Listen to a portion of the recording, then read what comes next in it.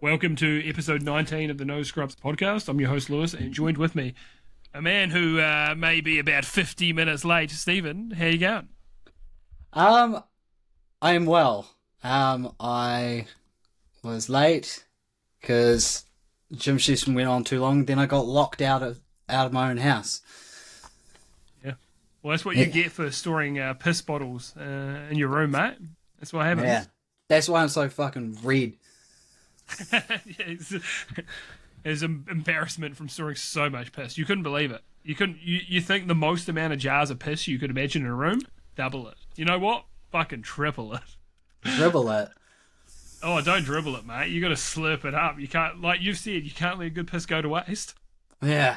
We were streaming when you said that? It sounds like something that I would something like I'd that. say.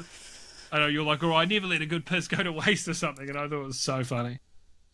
But we've got quite a bit to talk about today. We do. So we'll just get into it, eh? Fucking balls deep. So there's been that whole Nintendo and How World lawsuit with Pocket Pair. I remember their name. Fucking deep into the vault. And I'm just going to read this here. It said, Power World Nintendo reportedly gets even more obnoxious about patent law. You know what? Remove that first word. I didn't put a full stop. Nintendo reportedly gets more obnoxious about patent law by taking a mods aren't real games stance against a Dark Souls 3 mod that could invalidate its Power World lawsuit.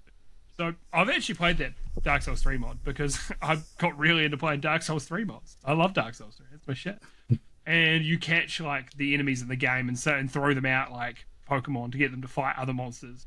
It's not quite the same thing. Yes, it would invalidate the lawsuit, but you know, it's a little different. But yeah, Nintendo's also shut down mods and ROM hacks and things before. I think it was like Pokemon Uranium. Yes, that one does blatantly use Nintendo's intellectual property, but so they do care about mods and ROM hacks and things like that. So, yeah, but I guess when it's your patent, you can enforce it against whoever you like. And it's Power World, to be honest, they took a lot from Pokemon.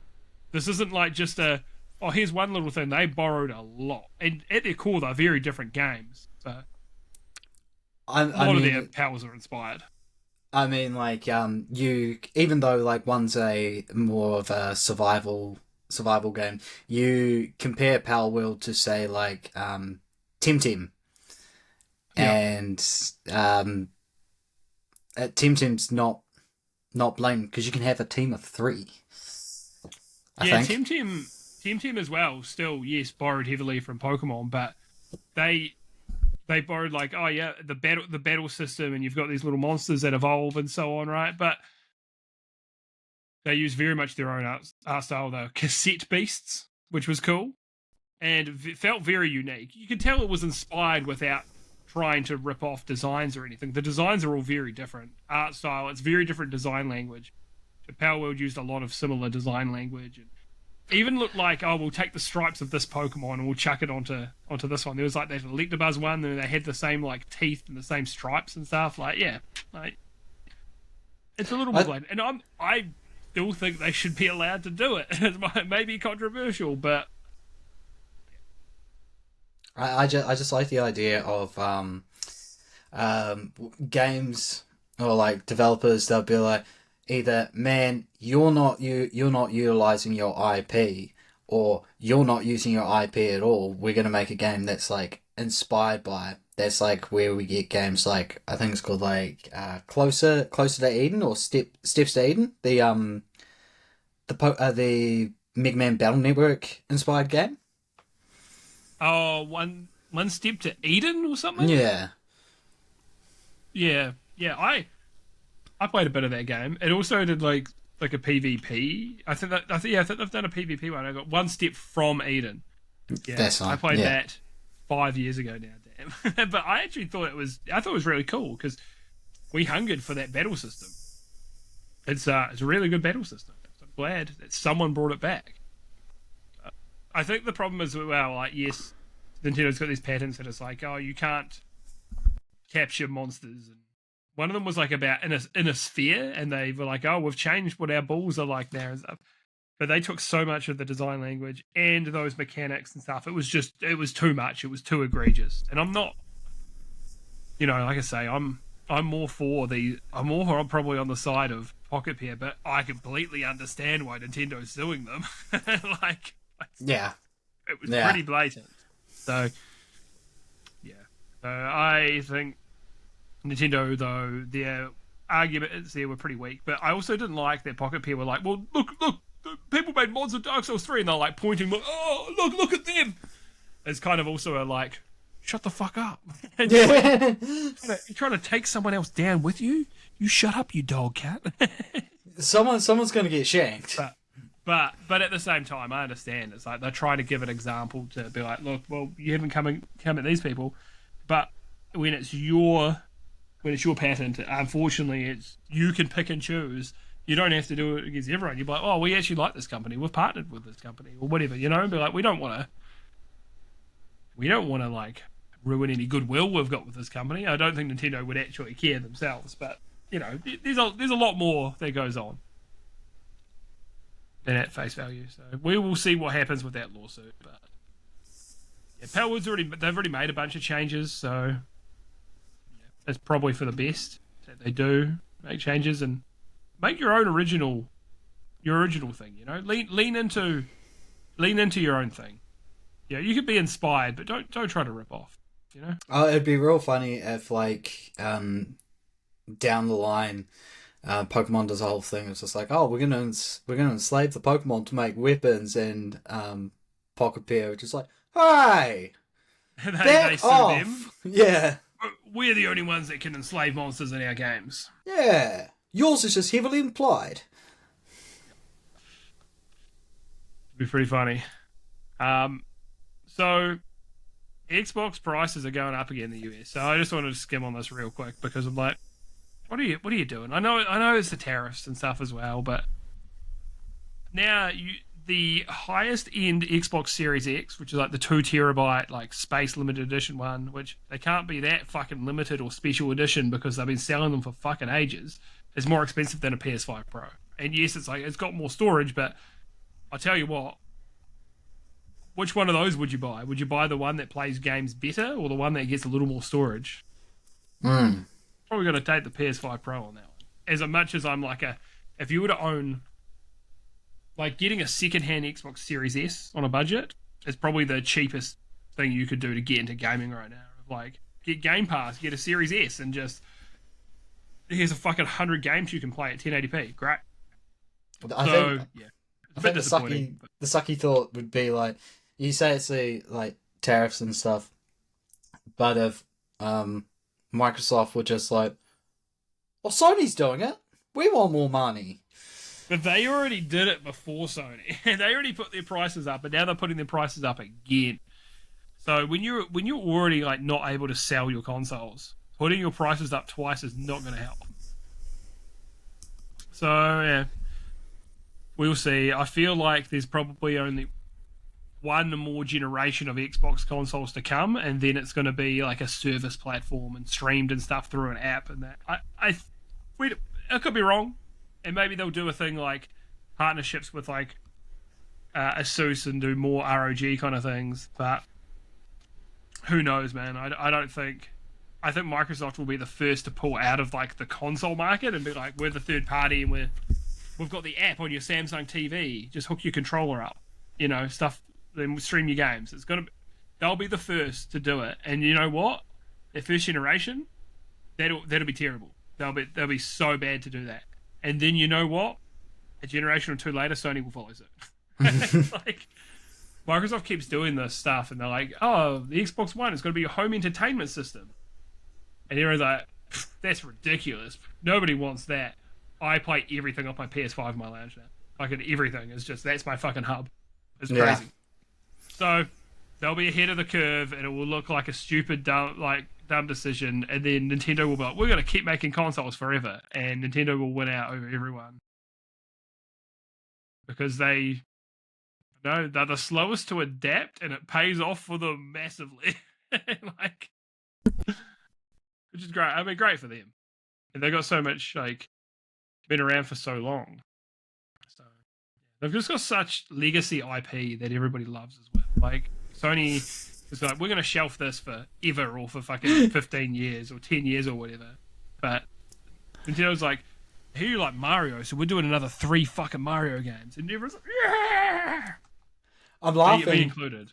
I'm laughing because I was like I was be like, oh yeah, and then you just keep talking. I was like, this fucking guy, and then I look at my mic just flashing to say that it's on mute, so my little filter in my shaker bowl isn't just going when I'm Unfortunately, drinking. you were like slightly obscured on my screen from my camera, so I couldn't see you were trying as well. That's so my bad.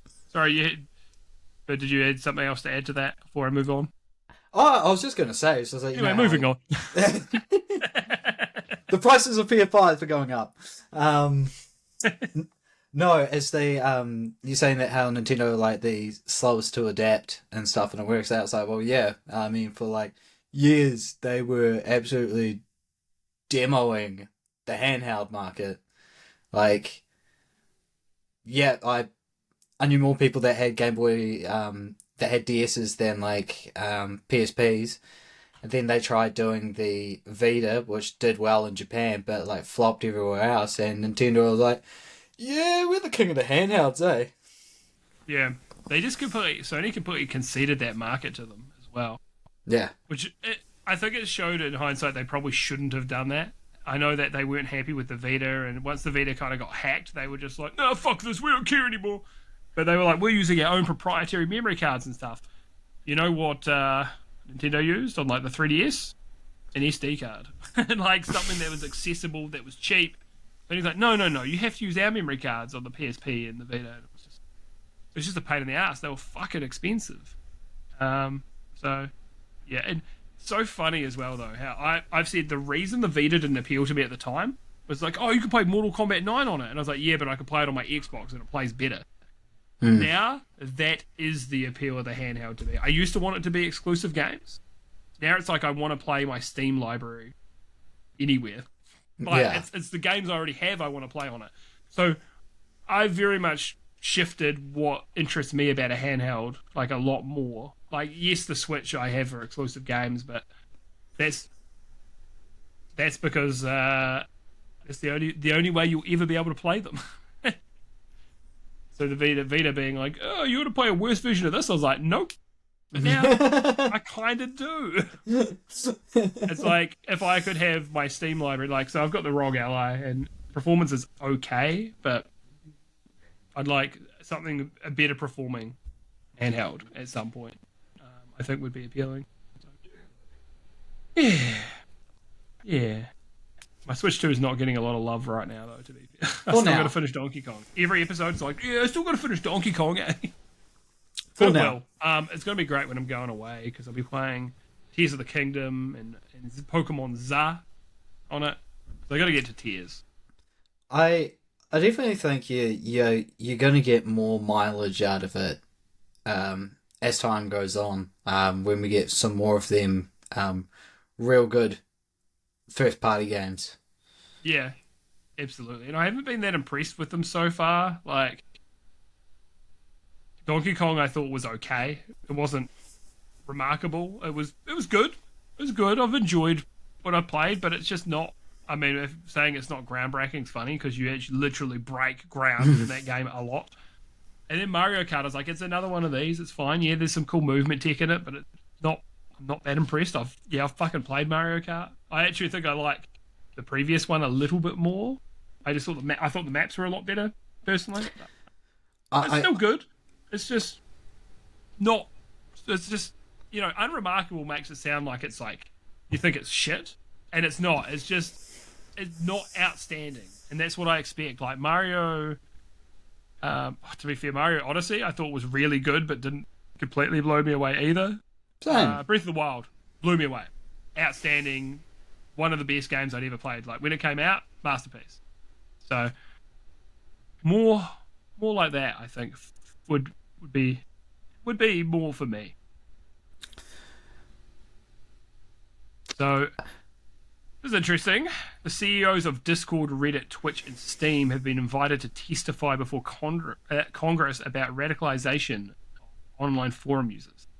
And I was like, what are Steam users radicalized by? Fucking low prices? Like, good fucking deals? Good customer support?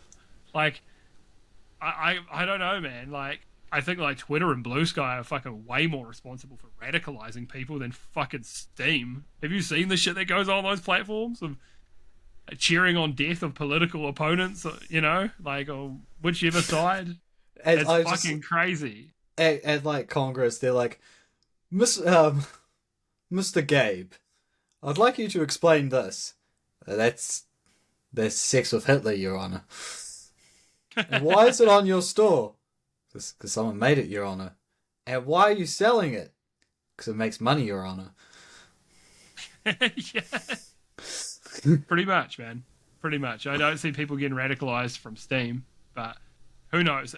It'll be interesting if anything comes out from this as well. You also can't afford to, of all places, get radicalized or like basically do anything extreme to violate like their terms of services. Because if you lose your Steam account, like buy all your games. Dude, I'd be fucking devastated if I lost my Steam account. It's fucking everything to me. Holy shit. Right now, so this is because me and Scrippler and stuff have got our libraries combined right now. I've nearly got 3,600 games on there. I think 2,500 of those are mine. How many of them are good? Don't ask me that question.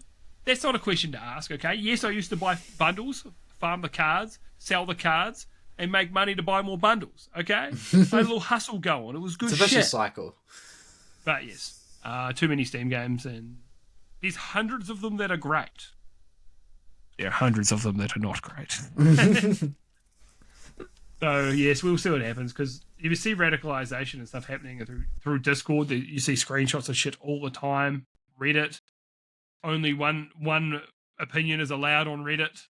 Twitch, pretty similar, to be quite honest. It's, you know, the people that get away with, you know, I would say shit they say on Twitch, pretty crazy. I would say with the whole Twitch thing, I wouldn't say it's like one opinion is allowed, but like being of the more popular opinion will probably do you a favor. Yeah, for sure. It is actually, it's not quite as bad as in Reddit in that regard, you know, but there's definitely like preferred opinions on there for sure. Well, that's why I'm like, was kind of like, oh man, do I ever want to fucking stream on Twitch? I kind of fucking hate it, but it's the biggest platform, so I still do. And the alternative is Kick, and they've had their own controversies.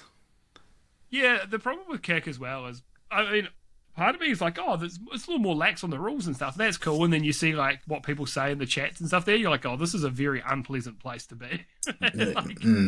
I'm not a fan. It is more toxic. I think some of the Twitch stuff is almost toxic positivity, and then Kick is just toxic. Yeah, like I reckon just some of the shit that gets said in like the Kick live chats, it's like it's like an open Discord chat. Yeah, it's pretty wild. Naughty. Your little slap on the hand, bad boy. Borderlands 4. See, look at that transition, slick, right? Pretty good. Very good. So everything I said about Borderlands 4, people are like, the game's really good, and the performance is fucking awful. And if you think, and there's also a memory leak on console. Like, yes, it's after a lot of hours, but still, it's come on, man. But if you think that the performance is a problem with the game, well, you're a fucking idiot, according to Randy Pitchford. So he's been going off on people, just going off the handle, just handling the situation terribly, to be honest, because he's just a fucking idiot. Like, he's just become such an internet punching bag because he's such an unlikable tool. Yes, I'm saying this because he has me blocked on Twitter. I just love bringing it up. I think it's so funny. So he said to people who complained about the performance, "Code your own engine and show us how it's done, please." Like, oh, you think our game performance is bad? Make your own engine. What? What? Can you not criticize a product? Apparently not. Borderlands 4 is a premium game made for premium gamers. So he's saying if you can't run it, you're not a premium gamer. You know, you're a budget pussy little bitch gamer. Those weren't his words, but you know that feels implied. It's essentially what he meant. Yeah. Every PC gamer must accept the reality of the relationship between their hardware and what the software they are running is doing. And look, there is some truth in that. Like, you know, if you've got a 5-year-old PC and yeah, you're not going to be able to max it out. The problem is people are not able to max it out on like 5090s. You know, you have to use DLSS and stuff, and people like our dear friend Scriptlet do not like using the upscaling. Personally, I'm not bothered. I'm happy to use it, but a lot of people don't want to use it. Don't want the fake frames. Don't want the shimmering or the, you know, potential artifacting and things like that. That just don't look as sharp. Yep, that's fair. You spent, you know, you're a premium gamer, and that's supposedly a premium game. That's for you. But you can't run it full tit, ultra 4K, without having the upscaling.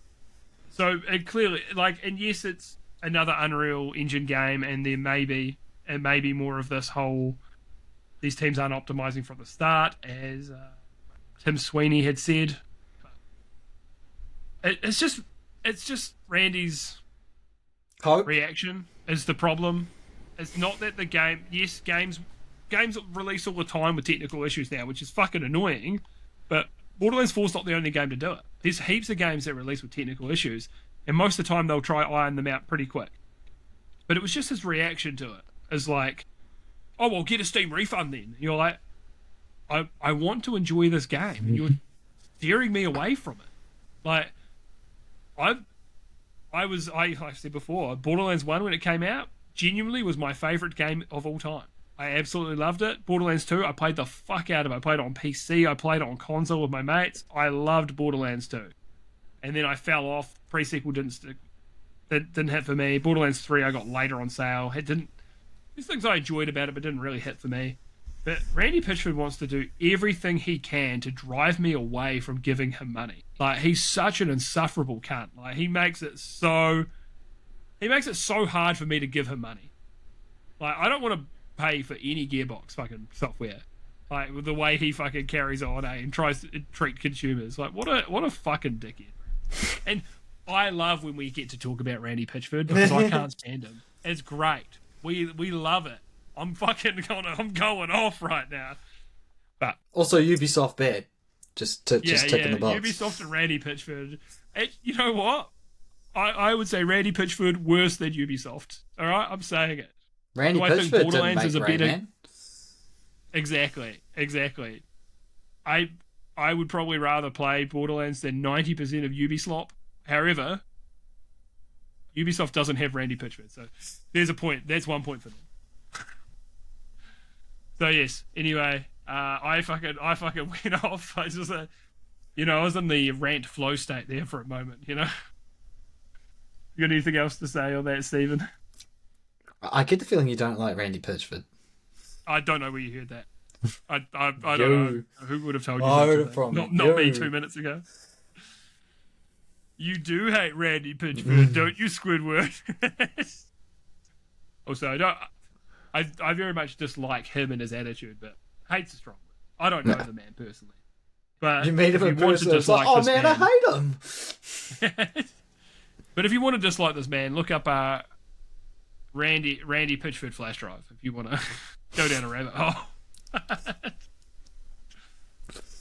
So there's a new trailer for so Kojima, they had announced it previously at I believe an Xbox showcase for OD Knock.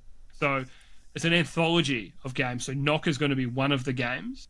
Now it's an Unreal Engine game as well. It's talking about Unreal Engine. I've got a feeling that Kojima is going to make Unreal Engine run real good, because his team seems to be very like technically proficient in what they've done with Death Stranding. Like people were using it on websites that had like some of them I think it was like a porn age. You had to send in a photo of yourself in like some states to watch porn, and people like had Death Stranding on the screen and took a photo of like a Norman Reedus in the game and it passed. Like, That's brilliant. That's how real it looks. Like people were so impressed with it. That's the engine that Horizon Zero Dawn's on. Developed the engine and the game developed by Guerrilla. I should say Forbidden West because that's the newest.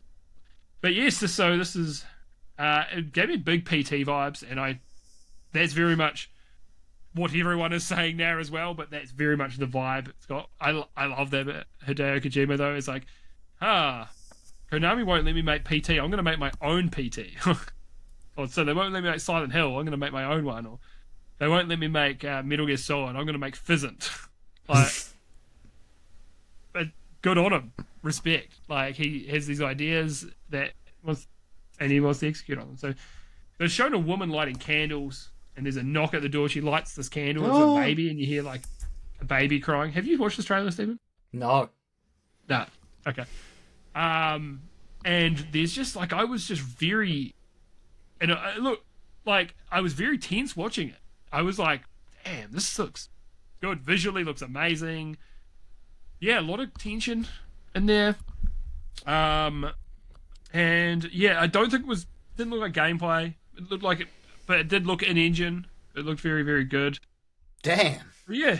So they've got, it sounds like, so yeah, it's an anthology. So when he introduced us, he was with Jordan Peele on stage. So Knock is going to be one of these like directors projects. So of the OD anthology. But I highly recommend watching it because I'm not a Kojima guy in terms of playing his games, but I love just hearing the shit that he does. Like, you're just like, what the fuck? Nobody does this, for better or for worse. We need people like this that will just make weird shit, and I'm here for it. Damn, it's just looking at the screenshots, and I was like, it's got that realism Kojima touch. Yeah, very good trailer. Like maybe very uneasy for a non-gameplay trailer. I mean, something like this is important to get the vibes and the tension and stuff right, which they did. So, I'm not even a horror guy either. I love Dead Space. Dead Space is my shit, but not really a horror guy. So he doesn't like to get spooked. I'm interested. And I'm a big scaredy baby. Yeah, man. So this one, someone hold me. This one comes from our boy DT. Shout out to props to you. About Escape from Tarkov is coming to Steam, but they said if you own a license, too fucking bad. You need to buy the Steam game, or just play it through their old launcher. So from our other friend Script, who also plays this, told us about the game Elite Dangerous. So I think they might have originally kickstarted it, and they gave everyone keys through their own launcher. I could be wrong on that, but anyway, everyone who got it through their launcher, they're originally like, oh, here's a Steam version now, but we can't give you keys for it. There was enough outrage about it that they eventually were like, fuck, okay, we'll give you keys. We'll give you all keys for it, right? Good there. And you should reward these people and look after these people, for they're the ones who have kept your game alive and have bought it when no one else, well, not no one else would, but you know what I mean? Like, people were like, oh, it's not on Steam, I won't buy it. So these people have kept this game going because they bought it through there, and they've bought microtransactions for all the extra inventory space and stuff like that. They've made your game what it is, and now you want to say, fuck you? Now that's bullshit. They deserve better. When Bethesda stopped using their own launcher, they gave Steam keys for, I believe the big game was Elder Scrolls Online. They were like, here's Steam keys for this. So, yeah, it's pretty disappointing, to be honest. But you don't expect nothing less from those damn Ruskies. There it is. They're a Russian studio. A big thing in Russia as well, like the market, because Russia's got a lot of piracy. So what there's like in Steam games are cheaper in Russia because to stop people from pirating, and that does work. There are localized prices. I think as well I think this was Russia. I may be wrong, but a long time ago, Iron Maiden found what were the countries that were pirating their music the most, and they looked up. One of them was Russia, I believe, and they were like, okay, well, let's go do a tour there. And the tour went fucking crazy because people wanted to see them, but they were just pirating all their music. So, it is interesting with these things, these markets. So, but I do want to see them make things right and actually reward their long-time hardcore players that have made the game what it is. Is there any thoughts on that, Stephen? I haven't really dabbled Tarkov. My advice: don't. I played once. Scrippler and DT, they convinced me. And yes, I was interested because they kept talking about it. I'm like, I do want to see what it's about, and I do not like it one bit. Nothing about it appealed to me. The inventory management, how slow the game is deliberately, it's how you just get one shot out of nowhere and die because I'm not the most observant cunt in the world. None of it appealed to me at all. And I was like, I thought maybe I'd jump on again with the boys sometime. The longer I left it, the less interested I became. And I've never gone back. My account's been used since because I gave it to one of my workmates to use who also wasn't into it. So you don't even like shooters, Steven, so I would stay away if I was you. If you actually want to give it a go, though, I can give you a lend on my account. Looks like you escaped from Tarkov. I escaped and never went back. The extraction shooter genre does interest me. I just think I need the right one. If they put a mode back in the day when I was playing Apex Legends, I could see them making a really good mode because the game is just so kinetic. Movement feels amazing. Gunplay to me is just fucking top notch. It's really good. You know what? The guys who make the finals, that could interest me. Finals feels really good to play, but none of my friends were interested at all. So that was that's the thing. That's fine. That happens sometimes. So, anything else on that, Stephen? Nah. So there's a Nintendo Direct that just happened, and some of these things I'm going to skim over because there's just not much on this Direct that interests me, man. I got to be completely honest. As a Nintendo enjoyer, it's just so much of it. I'm like, this isn't for me, man. This isn't for me.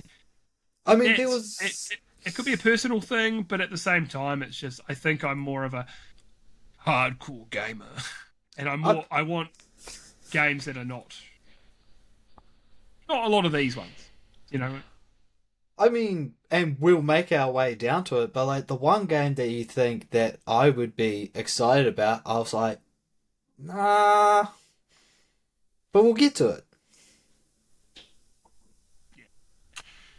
We'll get there. There are still things on this list that are good, by the way. There are things that are great, and so we'll get to them. So first thing, open with Mario. It's Mario's 40th birthday. This motherfucker is old. And showing a concept art at the Nintendo Museum, which I think is really fucking cool.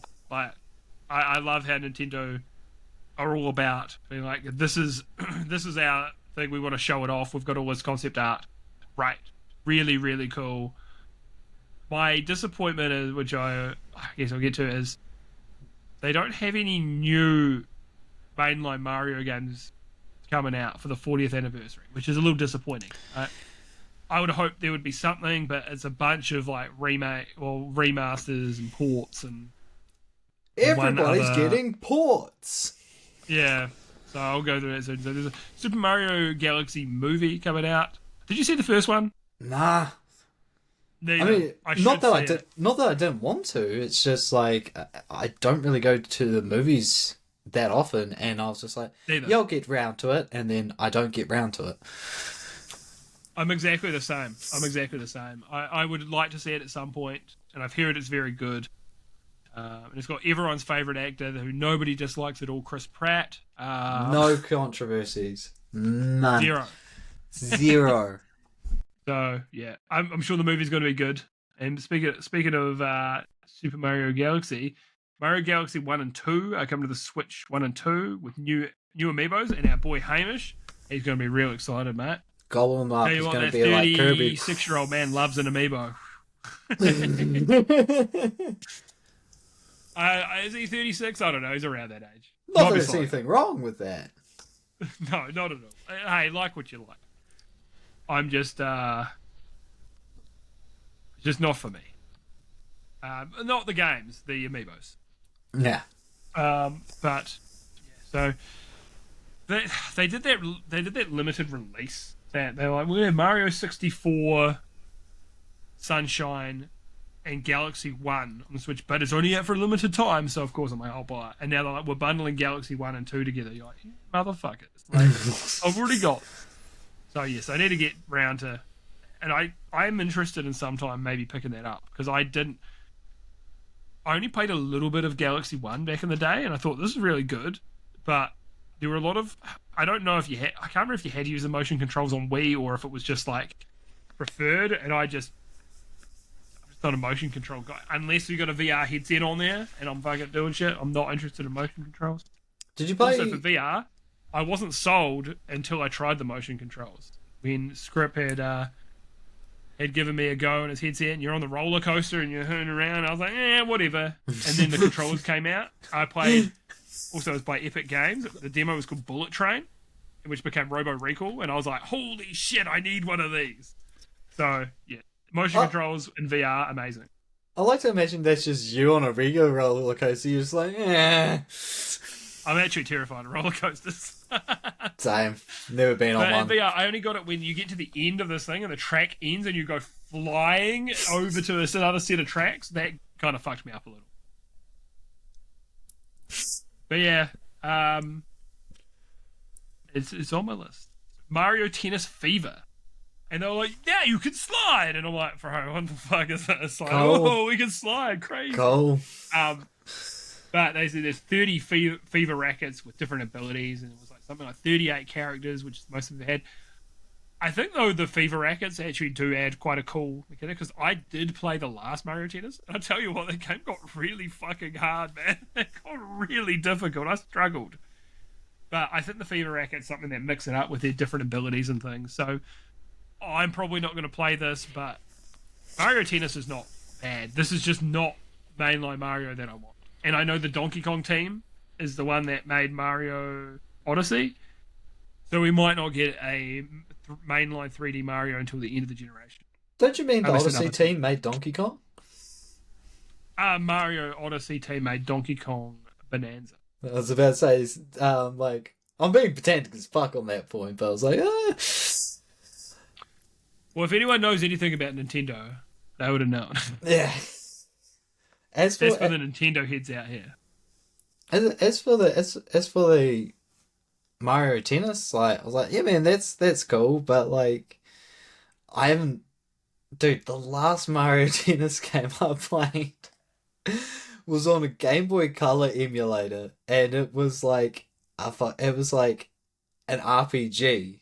Like, you'd walk around places, you'd talk to people and be like, all right, gonna challenge you on the court, and you can up your stats. So it's like, it was real charming, but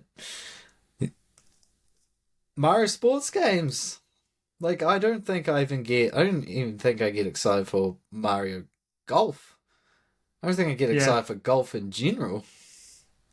Yeah, and this man used to work at a golf club. Yeah. And I mean an actual club, not a physical like club that you hit things with. He didn't work for, the object that you swing.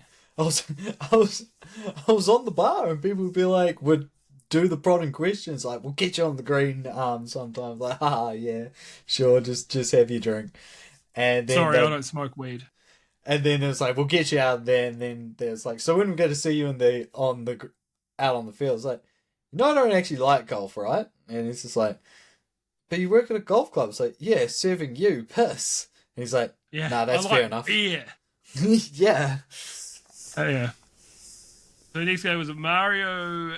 So Mario Wonder, the Switch 2 edition with the Bell Park, which adds a bunch of bonus mini games and stuff for multiplayer. And they're like, "There's a talking flower figurine." And you're like, oh, okay, cool. Cool though. Like, if you haven't played Mario Wonder, which I absolutely loved, I played through it. I think in like 2 or 3 days, just 100%. I was like, "This is fucking great. This is just 2D Mario at its best. You know, very very good." So I'm a fan, but hopefully there's like an upgrade if you from Switch 1 to 2. Otherwise, it's not worth buying again. You know there won't be. Probably not. Another one, Yoshi and the Mysterious Book. Just a 2D platformer that looks very, very easy. Like very much aimed at like 5-year-old kind of easy. Yeah, the vibes and stuff looked good. It was very cute, but I've got no interest in this one, to be honest. Gave me fucking Yoshi's Island vibes. But Yoshi's Island, I thought the same thing. The vibes, very much so.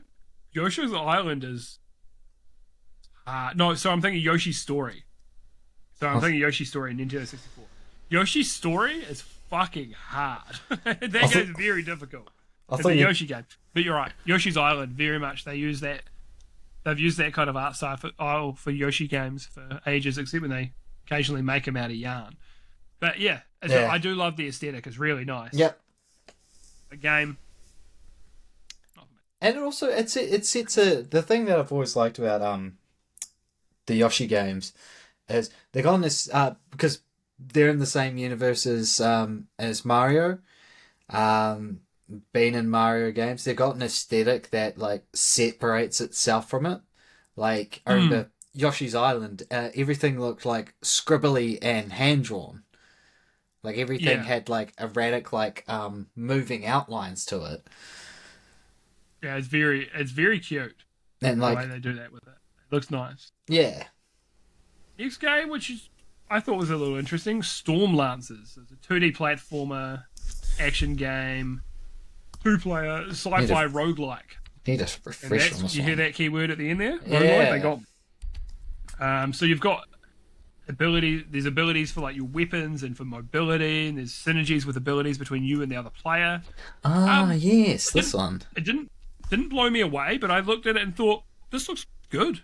I'm interested. I think it was releasing at 20 USD as well. Like, yeah, I'm interested. Like, if I can find someone to play with, I might consider it. Me, I think it's going to be Switch 2 only. you by yourself. Yeah. If it comes to PC, I'd probably get it, to be honest.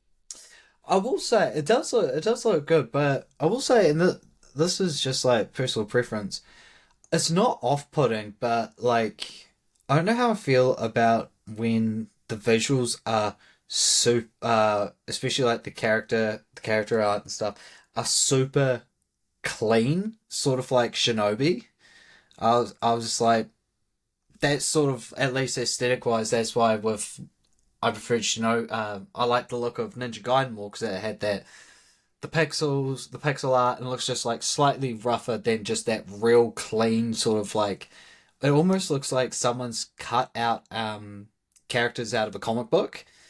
And yeah, I get that. I also much preferred the Ninja Gaiden art style to Shinobi, and it's not like Shinobi's bad. It's just preference. Yeah, because I remember people were like, "Oh my god, look at Shinobi! It looks so good visually," and I was like, "I think Ninja Gaiden looks better. I think I just like pixel art more than that kind of stuff, which doesn't mean it looks bad." No, and that's like with Stormlancer, it has that super clean, flat 2D look to it. And it's like, it's impressive, but it's just like, yeah. But gameplay looks fun, and that's what counts. Exactly.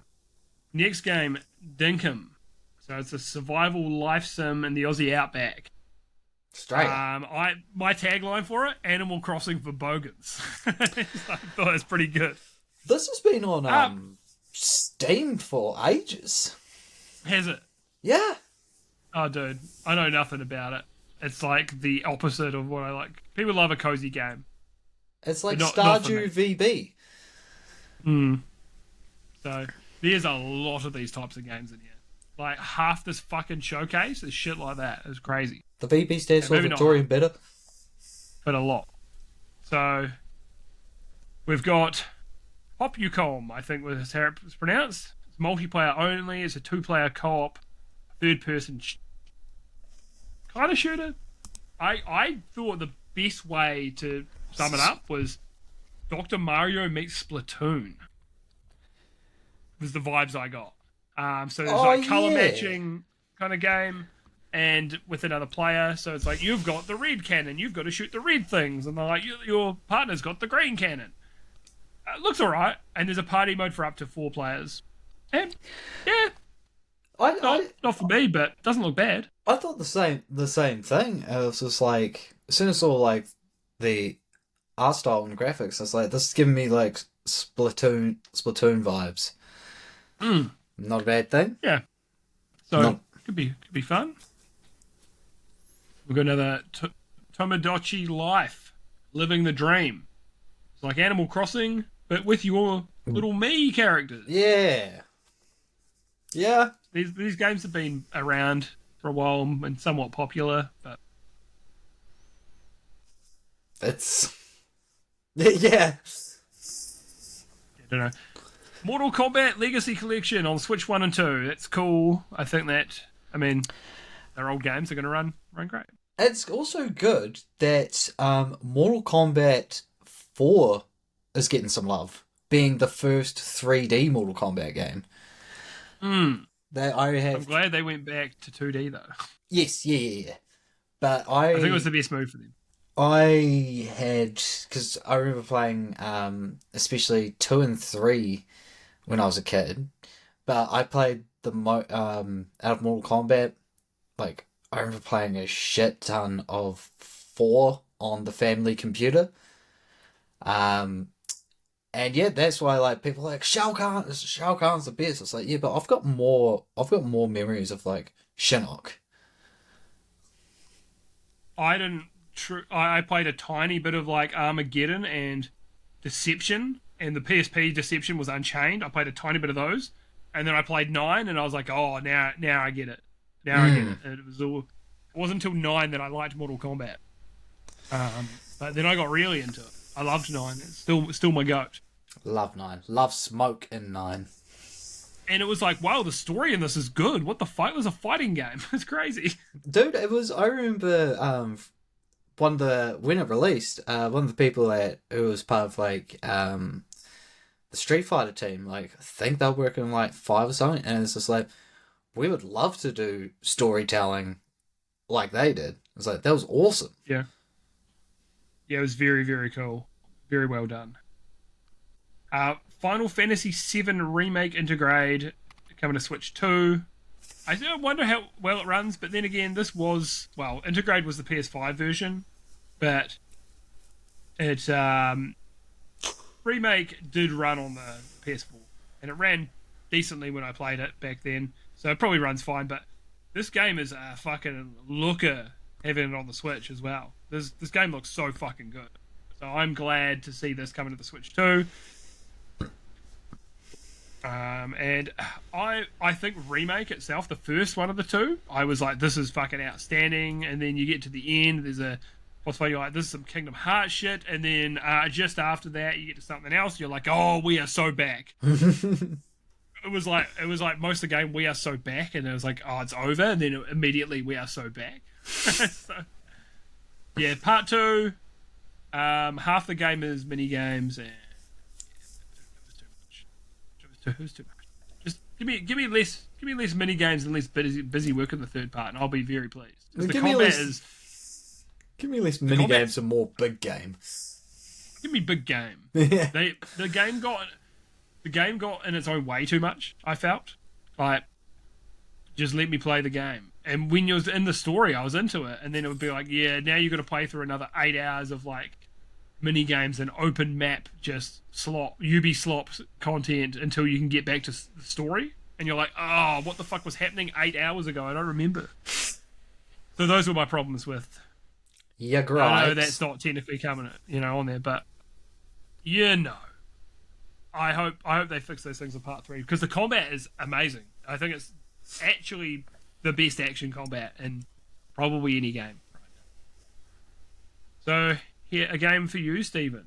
Linked Banner of the Spark. I took like no notes and just said, Stephen, tell me more about this game because he's played it. Fun fact. One of the people who worked on it is the son of Steven Spielberg. Oh shit! Yeah. It's combination. It's like two games. Two game fields mixed together that on paper doesn't sound like it should work. It's a mixture of you've got the isometric roguelike combat of Hades. But basically when you're in that mode, you're usually going to the objective, which is to progress the story, or you are saving these little robots who join your village. And in your village, that's where it gets a little bit like Animal Crossing. You have to place these buildings down, like little shops for people to sell you goods. You can build these little houses, buy all this shit that has like no function, but it looks real cool in your house, like a gaming console, a gaming computer, just a fridge, just all this shit. It's real charming. Like I remember getting it, and I was smashing it like every day. I was so enthralled with it. So yeah, and it's also the other cool thing is it's co-op. You and your friend can go on runs and then decorate your little village with your little robots. Sounds like a bit of fun. It's something that part of it interests me, but part of it doesn't. But it could be like, it sounds like kind of almost Cult of the Lamb in a way as well. Cult of the Lamb I really enjoyed, and then I got into the base building kind of side because I really liked the roguelike kind of side. So these games can get me. Mm.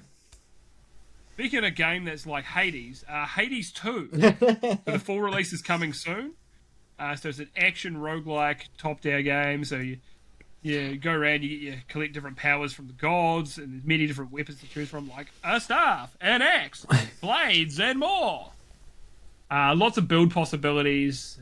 I need to get back to it. I was playing it a bit in early access, but yeah, it's getting it's coming to the Switch 1 and 2 before it's actually coming to the other consoles, and obviously Steam as well because it was early access. But yeah, I need to get back to it. It didn't grab me like the first one did. I really truly adored the first one, but this is still good. I just think I need to put more time in and it might click.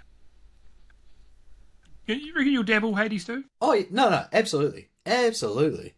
Like I remember it was my old boss. He loves Hades, and so for his birthday, I think it was like last year, maybe the year before, I bought him early access Hades 2 before I still haven't bought it myself. Yeah. Just so I can wake up the next morning and I get this message from him. He's like, bro, what the fuck? Actually, I bought one of my friends Killing Floor 3 and I haven't bought it yet. But you know, Exactly. it's not a matter of if. And I've watched my mate Gage like he will just get on Discord, and because I didn't have it, I'll be like, oh, do you want to share your screen? We got, yeah, man. And so I've watched him play put in a shift. So yeah, it's not a matter of if, it's when I get it. And Speaking of this type of game, I bought No Rest for the Wicked the other day. Oi! It was on sale and I was like, oh, alright, I don't have time to play it right now, but I'll get around to it. That's good, because I have just hit my level cap. The level cap at the moment is 30. And I think it's either after the big update, which is multiplayer, or the next one, characters get reset. Oh, yeah. So I'll say wait to dabble and after the next big patch. I don't want my character to get reset. Kirby Air Riders Amiibos. Hamish, are you listening? You listening, gamer? So, yep, that's a thing. Makes sense. Hyrule Warriors Age of Imprisonment. So we're getting to see this game again, which looks really good. They're showing you combining moves with other characters for like unique properties and things. There's split screen gameplay, which is cool. Game share, which they talked about a bit on this. So you play co-op with someone else who doesn't own the game, so you can use game share and go, cool, you can now play this. Love that. That's been a thing since the DS. There was a Mario Kart where you could get your friends to download something and you could all play some multiplayer together, like the battle mode, I think it was. So yeah, looks good. We've seen it, I think, a couple of times now. So yeah, there's a lot of like these Dynasty Warriors, like Musou games in here, and we don't need this many of them. Though. We just don't. We don't need like 10 of them. Just be a couple. I'm actually most excited for the Zelda one because we're going into like Breath of the Wild and Tears of the Kingdom lore kind of stuff. So I think that's interesting. Imagine the next game of your list is like, this combines elements of like a Musou and Animal Cross, and you just like take the headphones off. It's like, I'm ending it. The pod. And my life. Online. In Minecraft. Dragon Quest VII Reimagined. It looks slick, but a little uncanny as well. And this is a fan favorite Dragon Quest game. It's a classic JRPG. A must play for the nerds, as I noted. But Stephen, what are your thoughts on this? So you know how I said that there was a game there that you'd think that I'd be all about, but I'm like, Yeah, but that was about the Virtual Boy Online expansion pack. I'm so sorry. No, I was watching because I don't know. Maybe it's just a little bit of especially Dragon Quest, just a tiny little bit of remake fatigue because I really want to play the 2D HD remasters, but I saw this, and so do you know the reason behind why it looks uncanny? Yes, because we talked about it last night, but no, Stephen, tell me. It's meant Just ruining the magic. The whole way that it's meant to be presented is meant to be like a diorama. And the characters look the way that they are because they are based off action figures. Because I remember watching it and I was just like, something is like, this looks stop motion. And then looked in and it's just like, it's because they're based off toys. And I'm just like, that is so cool, but give me 12. Just give me 12. Yeah. Yeah, I think there is a charm to it, and maybe you'd grow to love it over time. But like I said, there is something a little uncanny about it as well. I think it's also a mixture of like the big heads, but also I'm so used to my Dragon Quests being cel shaded because it always just fit the aesthetic, and seeing it just like raw dogged toys, I'm just like. Wait, can I ask you a question? No. Have you ever raw dogged a toy? There's something about that phrase you said just got me. We'll save it for after the pod. Yeah. We had all the time when we're like, Stephen will say something like, hey, Stephen, mate, just save it for the pod, mate. Save it for the pod. Even once recently when it turned out to be inappropriate. Whoops. We're two people as well that it's hard to turn off the jokes. We're just like that. We just make light of everything, and then you're in a series. Oh, let's make light of a situation. Huh? Oh, that was a situation I shouldn't have made light of. Oh, that was not the vibe that I was about to be met with. Fuck. Happens all the time to me, believe it or not. But yes, you should believe it. Yeah. Do you think it's the game you'll get around to, Dragon Quest VII Reimagined? Maybe not a day one. Well, nah, not a day one. Like, if it's on special and if it's coming to Steam, Oh, if it's coming to Steam, I'm chucking on my wish list, my wishful thinking list, which I'm Add it to slowly. the other 800 games on there. While I've been pruning, I'm down to I'm down to 834. Damn. Down to that. I'm down to 602. I said I was pruning. I wasn't deforesting. Yeah, am I going to buy Wild Hearts at $11? I probably won't. I've been looking at that same game on my wish list, and I'm just like, I've just removed it. yeah. Nothing personal, Wild Hearts. I'm sure you're a fine game. It just you're $11, and I'm still like, oh, it's not happening. There's down to 601 games now. Woo! And the Nintendo Today app, Nintendo News app with themes and such. Yeah. I only care about the Jeremy Renner app personally. What's going on with Jeremy Renner? That's what I want to know. Yeah, he was like a big fucking snowmobile had run him over, and he had to go through a heap of rehabilitation and shit.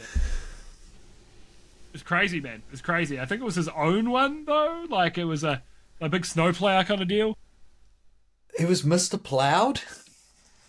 That's his name. That name again is Mr. Plowed. But yeah, it's taken him a while to rehab himself and that, but he's looking pretty good now. Dude, crazy though. He's like, okay, I went back and I spoke to Disney about doing a new Marvel film, and yeah, we're gonna pay you half now. And he's like, what? Because I got run over by this thing? What, you think I'm half the actor now?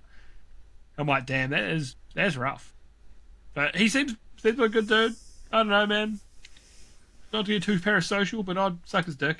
Anyway, so Virtual Boy Online expansion pack. So, what a transition there. They've got a dedicated accessory that you can get for it, or a cardboard version, because Nintendo not doing that. And I was like, it's kind of cool that they brought it back, but does anyone actually want to play these games? I think people only want to play it out of a morbid curiosity and have a collector's thing. I don't think anyone's genuinely thank God I can play Mario Tennis Virtual Boy or whatever the fuck you can play on it. Have you ever dabbled a Virtual Boy? I haven't dabbled a real boy either. Don't check the Epstein log. Don't, I'm not. I swear I'm not on the list. I swear. Release the Mario files. Mamma mia. No, from what I remember, if I'm remembering correctly, it was at some novelty place when I was younger. I was before my teens, but I'm pretty sure it was there because it was retro, and it was you leant over, looked into this thing, and you got to see fucking shitty infrared looking tennis, and I was just like, this is real cool for 5 minutes. Yeah, it's one of those things that is cooler when it's when your friend has it, that you can use it for a moment.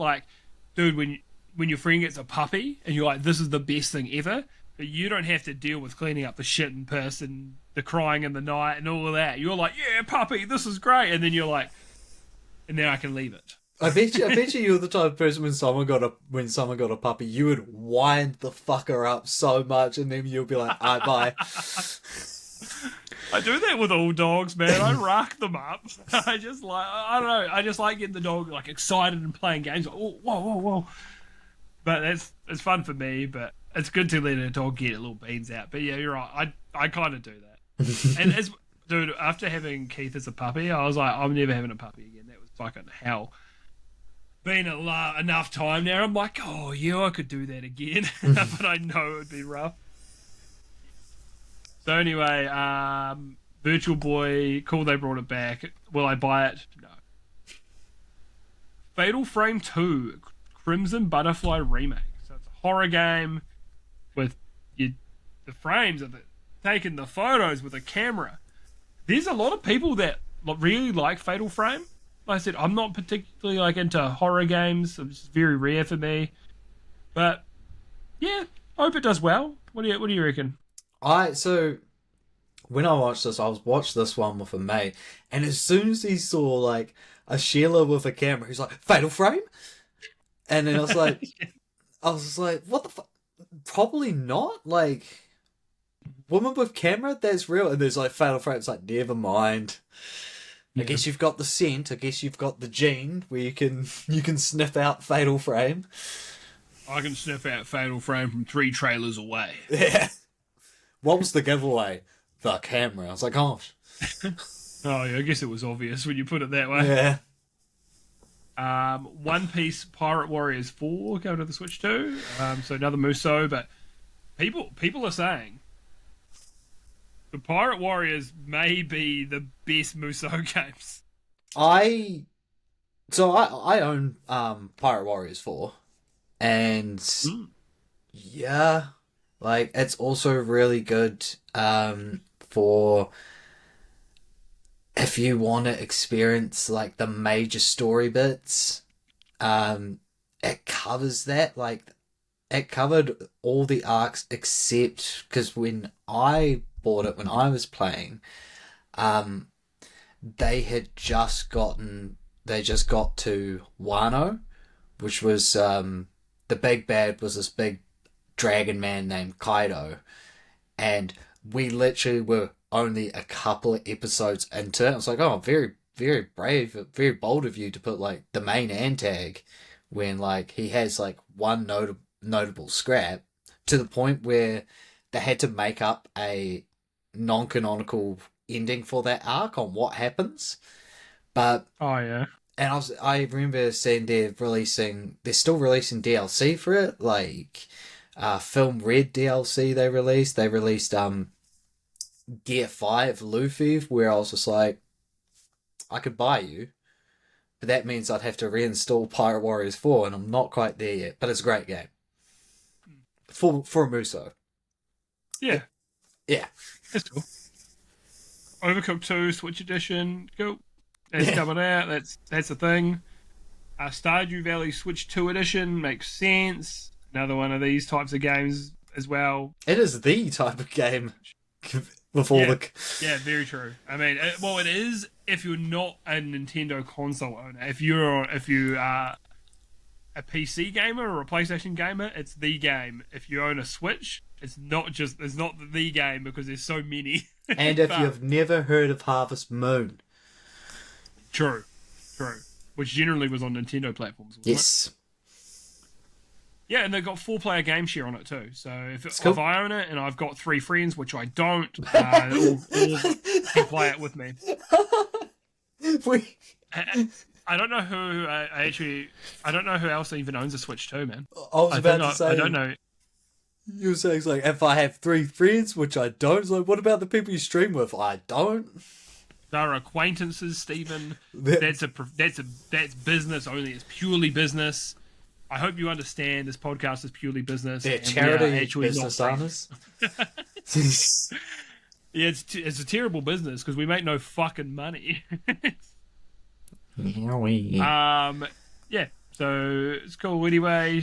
Being on there, Human Fall Flat. There's 5 new levels coming out with it as well. Great game, very fun.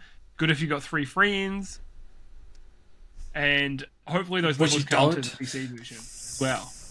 I hope you know I've played through this game twice. Power Wash Simulator 2. I hear good things. Yeah. It's very satisfying. It's got local split screen as well, which is something I did not expect. So, Power Wash Simulator is a game I would like to give a go at some point. I think one came out on PlayStation Plus at some point, so I could probably give it a go. I feel like Script would enjoy it too. See, I was just like, nah, the concept seems real dumb. I was like, who the fuck would play this? And then they did Bikini Bottom, and I was like, I'll play that.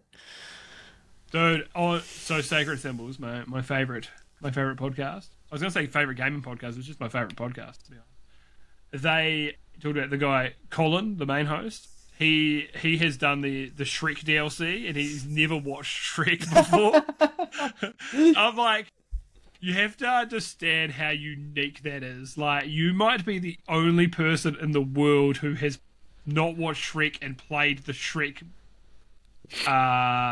Bro, Power Wash Simulator DLC. You might be the only person who's done that, like who has this unique kind of crossover with that. That's fucking crazy to me.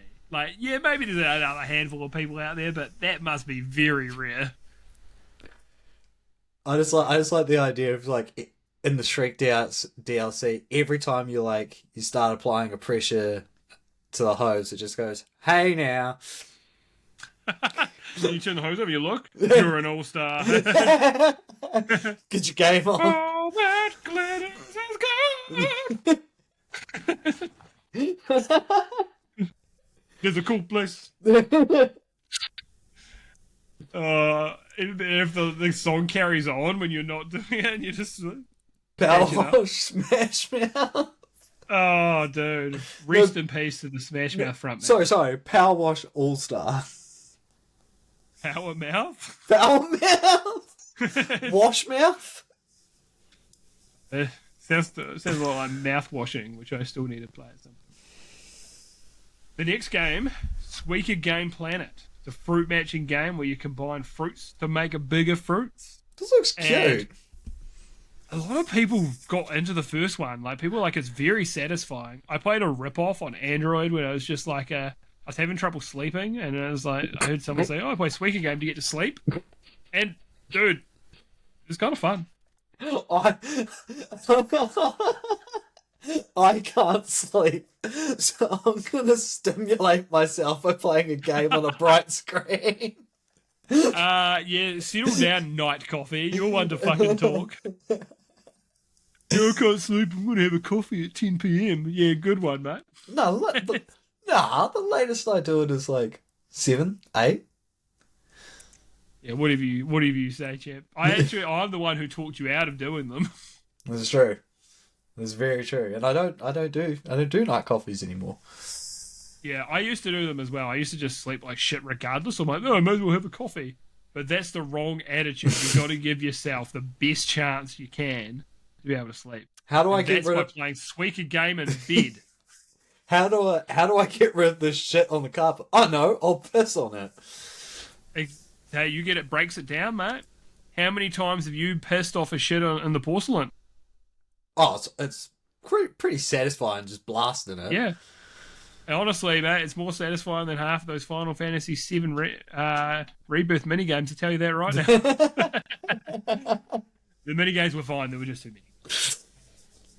So, Metroid Prime 4. So, this is a long-awaited sequel. It's finally coming out. The first-person shooter Metroidvania. Samus on a motorbike. So, it looks like there's some open-ish kind of areas where you're riding around the motorbike. There's bike combat. And then it seems like the trailer made it look like you can jump off the bike at any time, and then she starts just roaming around a level. Releasing in December, so could be good, hopefully. I haven't played any of the Metroid Prime games personally, but I'm hopeful that it's good. Heard mixed things about these things. I like the look of this one, especially because I'm gonna tell you something that makes me very naughty. But Piracy. Yep.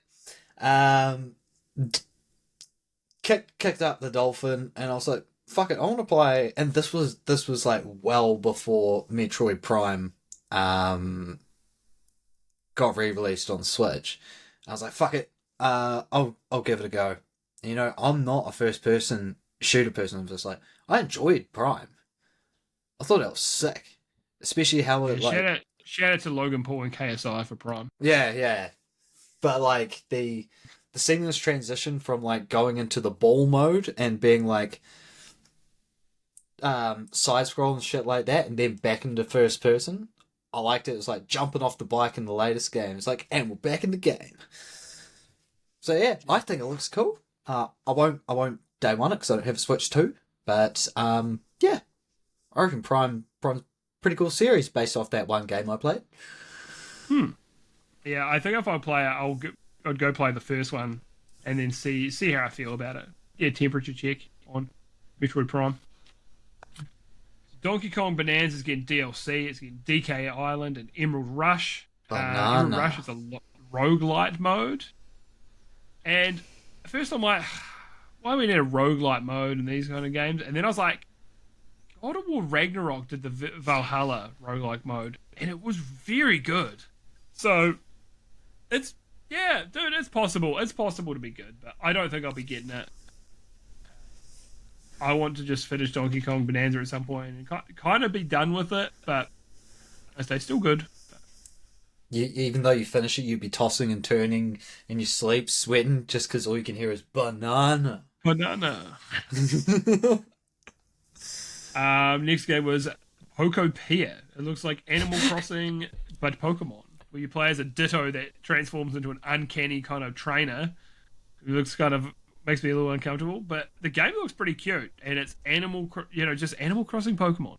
That's what this is. We got another one, but this is the one I'm probably most interested in. And they did that. They did that whole fucking that gag from the anime where there's that one Ditto that keeps his eyes when he transforms.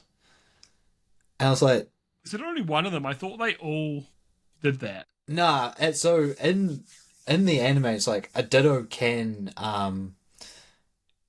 like transform into the other or copy the other one, like everything. But there was this one Ditto in the anime that was like, okay, this is a picture of Dratini in a magazine.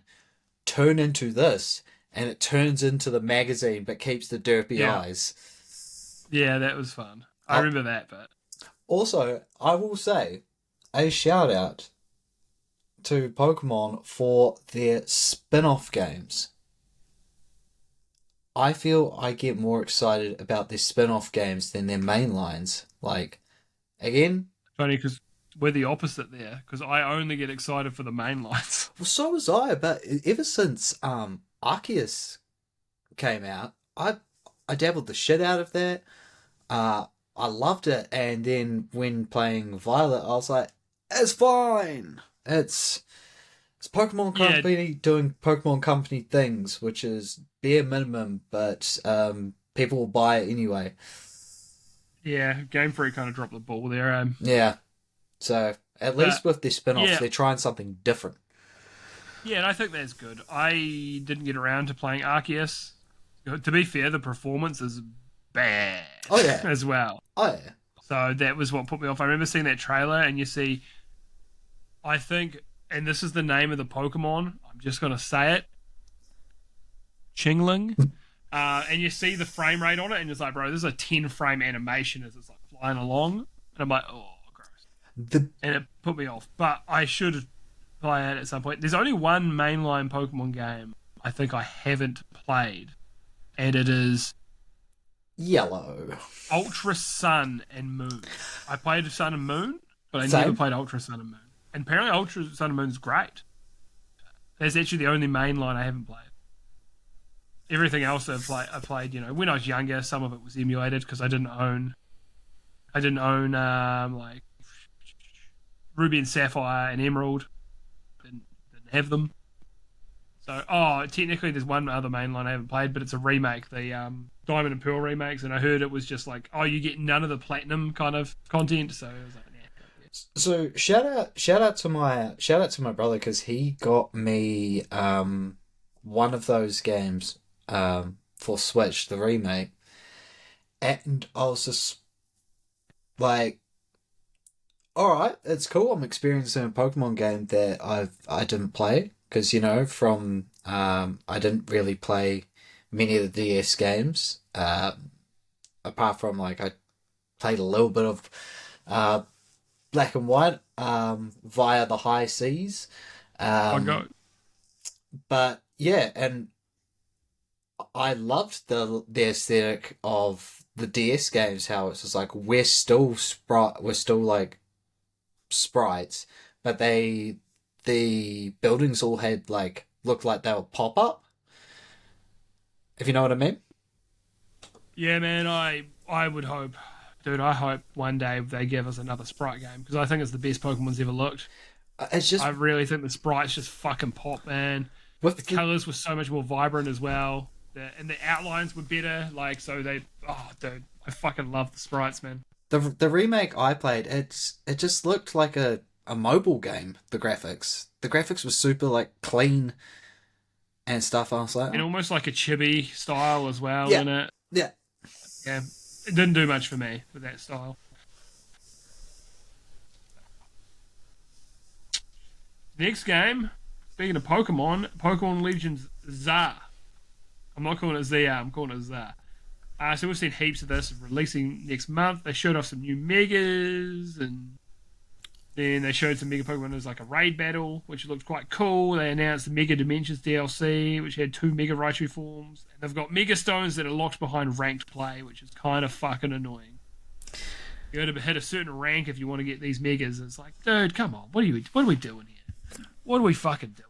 So the things that I think are cool is Mega Hawlucha. I fuck with Mega Hawlucha heavy. The new Raichus. I'm glad that they are bringing back the aggressive fat rat that Raichu should be.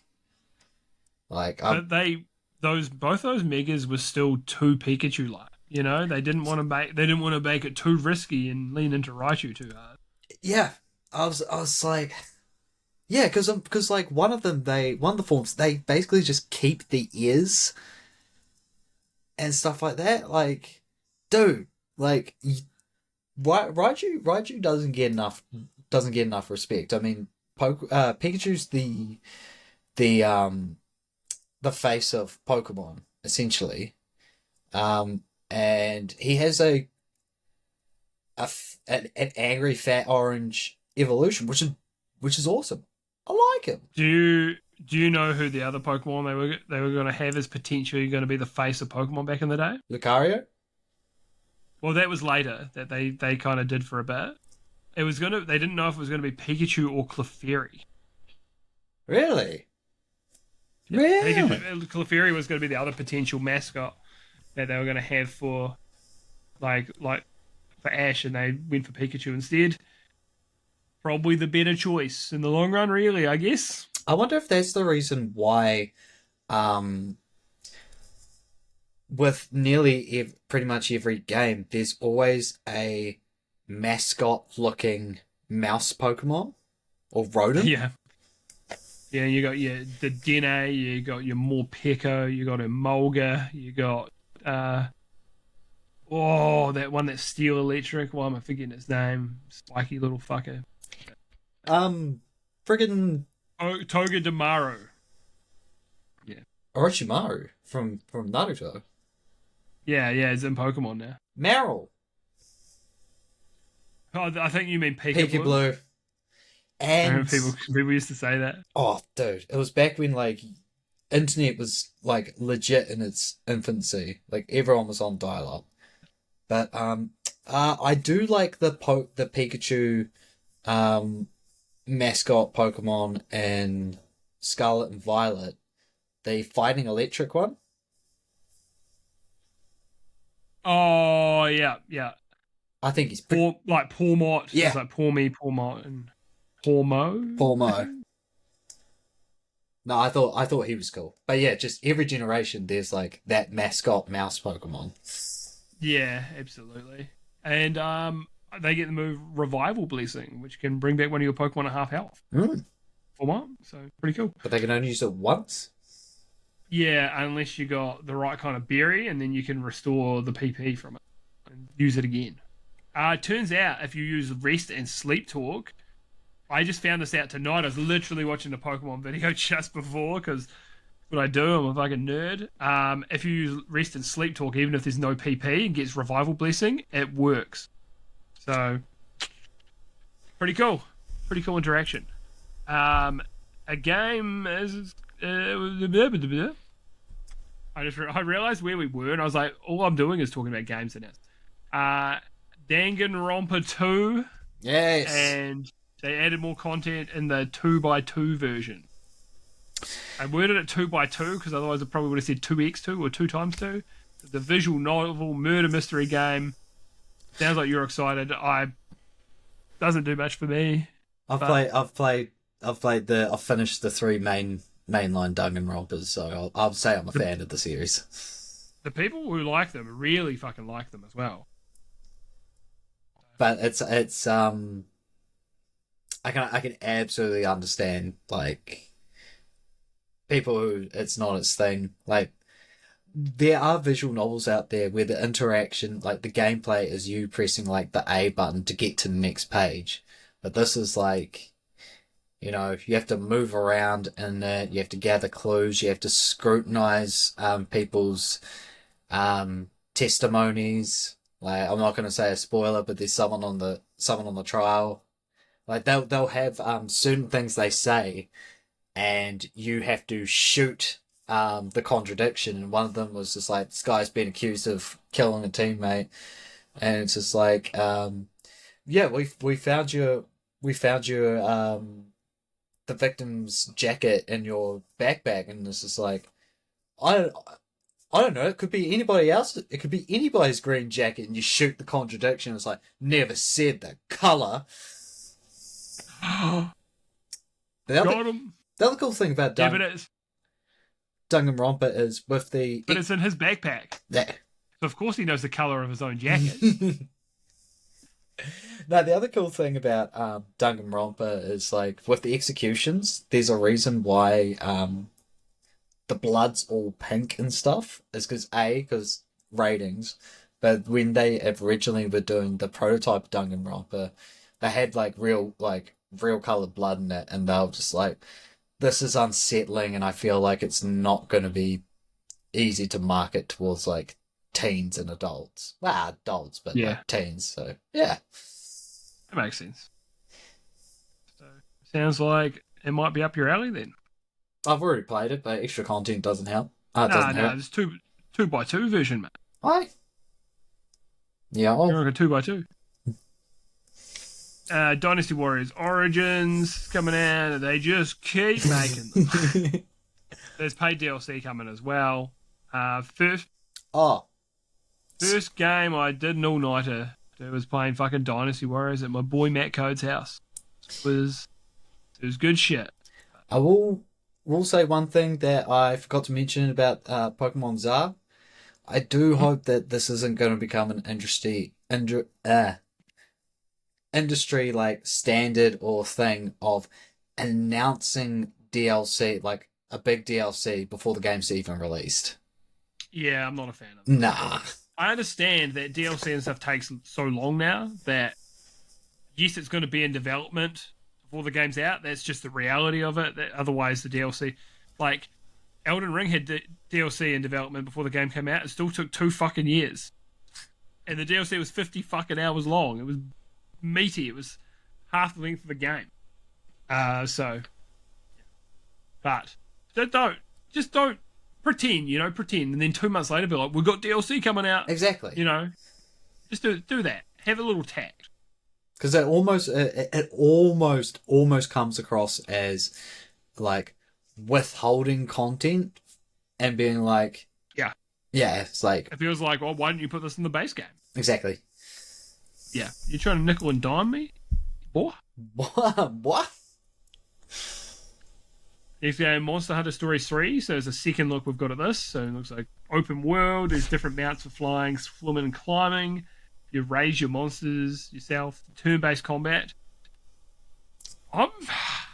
Might be interested in this now. I'm seeing more of it. I'm like, this looks really fucking good, man. I'm very, yeah. So it's gonna be on my radar. We'll see what else comes out around the time this launches, but there's a chance I'll get it.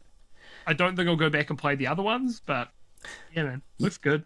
It's on my radar, like also, especially because like the other Monster Hunter stories that are on PC, they're just like the 3DS ports.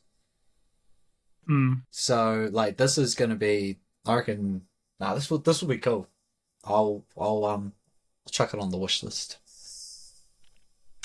So then we went to the speedrun segment. So these ones we're just going to skim through. It was 2 Point Museum, Disgaea 7, EAFC 26, Yeah, Dragon Quest 1 and 2 HD remake, HD 2D remake, which apparently is very good, but makes sense coming to Switch 2. Virtua Fighter Revo World Stage, Lego Voyages, which looks good. Little Nightmares 3, which looks good. Persona 3 Reloaded, makes sense coming to Switch 2. And then they showed us Resident Evil 9 trailer coming to Switch 2. It showed a little more, but not heaps more. You know, vibes were very much the same as the other ones. The other trailers they've showed, which is cool, looked really good. Capcom's been killing it for ages now. And then they're like, oh yeah, 7 and 8 are also coming to the Switch too, which is awesome. So, big news for Resident Evil fans. Good news. We can be bees. Fire Emblem Fortune's Weave. Turn-based grid combat. And then I will admit, I've only played the mobile version, but it was very good. But it was a gacha. But they were very generous with the currency. And I'd love to hear Scrip's thoughts on this, because he's a big Fire Emblem fan. Have you dabbled much Fire Emblem, Stephen? No, and the only... Because I do like a tactical JRPG, but literally the only thing that has been stopping me is that it's Nintendo. Like, I haven't dabbled it because I either just didn't have the console. It was just like, I was like, Fire Emblem and houses. I was just like, that looks mint. And then like I'll see it in store and I see the price of it. Like, that's not mint. Yeah. I don't blame you, but yeah, I want to hear Scrip's thoughts on this sometime, because he's a big fan. Flemblem. And I haven't dabbled a mainline one, just the mobile, which dude, it's so funny. The game booted up because I was like a day one on the mobile game, because I like preloaded or pre-signed up, and when it was like, what's your name? I just thought it was just not a username. I literally have the name Lewis on that game. Like 5 letters, Lewis. Boom. Which Chris was like, how the fuck do you get the name Lewis? I'm like, I was on there day one. What do you mean? So yeah. It's like how one of my mates was playing a MMO. I can't remember what he was playing, and his username is Seinfeld. Dude, if you sign up early, you can get any name you want, pretty much. What's the deal with this username? I'm pretty sure that's his name in Fortnite, just Seinfeld. That's awesome.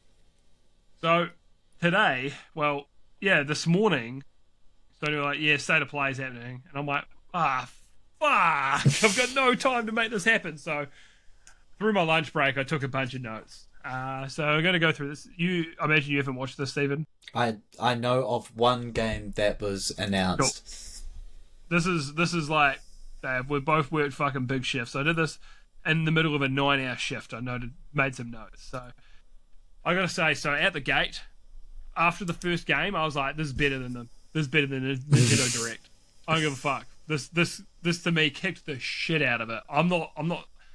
I say I'm not some PlayStation fanboy. There's a fucking Astro Bot on my shelf, so I'm not beating the allegations here. But I think the best PS5 game, well, Astro Bot actually is probably now number one, but the other best PS5 game is Returnal. I think Returnal was so good, and then Demon's Souls Remake. Returnal, I think, is an exceptional game. So when I heard that they're working on that Saros, which is spiritual successor. I can't get my fucking words out. Spiritual successor to Returnal, I was like, okay, here we go. And they've talked about it a lot. We learned so much from making Returnal. We've to practice here. It's a very similar combat. It's high-paced, third-person action combat. It's a bullet hell. They've added a projectile shield, which I thought was interesting. So I imagine there's like a sizable cooldown for it. This game looks fucking awesome. It's releasing March 20th next year. This is a day one from me. This is absolutely a day one. The only thing I think I'm day oneing from that Nintendo one is probably Zar, because Pokemon nerd. Maybe Bomb Starter Stories if it releases at the right time. But, dude, I'm day oneing this shit. 100%. This looks so fucking good. So exceptional. The next game was Zero Parades for Dead Spies, which they've showed. We've seen previously. Very much it's in the same kind of vein as their last game, even though it's mostly different people working on it. Released in 2026. Disco Elysium. Yeah, the Disco Elysium devs. Hopefully it's good. I did hear good things about Disco Elysium, but I played it. This was like so what I sometimes do, my work gives us like a Prezi card at the end of the year, and I'll just put on Steam credit, and sometimes that's like I'll try some games on Steam that I wouldn't normally buy. Like I was like Baldur's Gate 3. Yeah, people said this is exceptional, so I'll check it out, even though it's not normally something I play. And once it wasn't for me, Disco Elysium was similar. But I played Disco Elysium before they had the voice acting in the game. Oh. So maybe I'll play it again now that the voice acting's in at some point. So Flight Simulator 2024 is coming to PS5 December 8th, 2025. So good for you flight nerds out there. But if you're a true flight nerd, you'd probably play it on PC with all the fucking kit. Battlefield 6 campaign trailer is showing that Battlefield is a serious military unit. And it looks like a Call of Duty campaign, but in a good way, because Call of Duty's always had better single-player content than Battlefield. Released on October 10th. Trailer looked good, man. Still not enough for me to probably get into Battlefield again at this point, but good shit, man. Looks like they're making something great. It's awesome. Would love a return to form. Deus Ex Remastered, so it's a first-person choice and consequences kind of game. It's coming out next year. I imagine Script's going to be all over this. I hear great things about this game. I know it's not my type of game, ultimately, which is fine, but it seems like your choices really, really do impact things in the game. And there's so many ways, like very much like immersive sim, in a way, like in the way that you can do things, which is fucking awesome, especially when you consider when it came out. So, good shit. Halloween, the game. So it's another Dead by Daylight kind of game. You're trying to escape Michael Myers. And I was surprised that, like, this game is, like, a year out. You know, they're like, it's coming out September 8th, 2026. Like, bro, they've got a date on it? I would have just expected to be like, look, it's coming out 2026, whatever. But they're like, yeah, mate. Yep, September 6th. Or September 8th, sorry. It's happening. I think there's already a lot of these types of games now. There was like the Evil Dead game, stuff like that. And the good thing about Dead by Daylight is like, yeah, you have a shitload of different killers in here. So I just think having one killer is just not as interesting to me unless you're massively into this. Like, I played briefly the Texas Chainsaw Massacre game, which was similar to this. Didn't hit for me. It was on Game Pass, so I gave it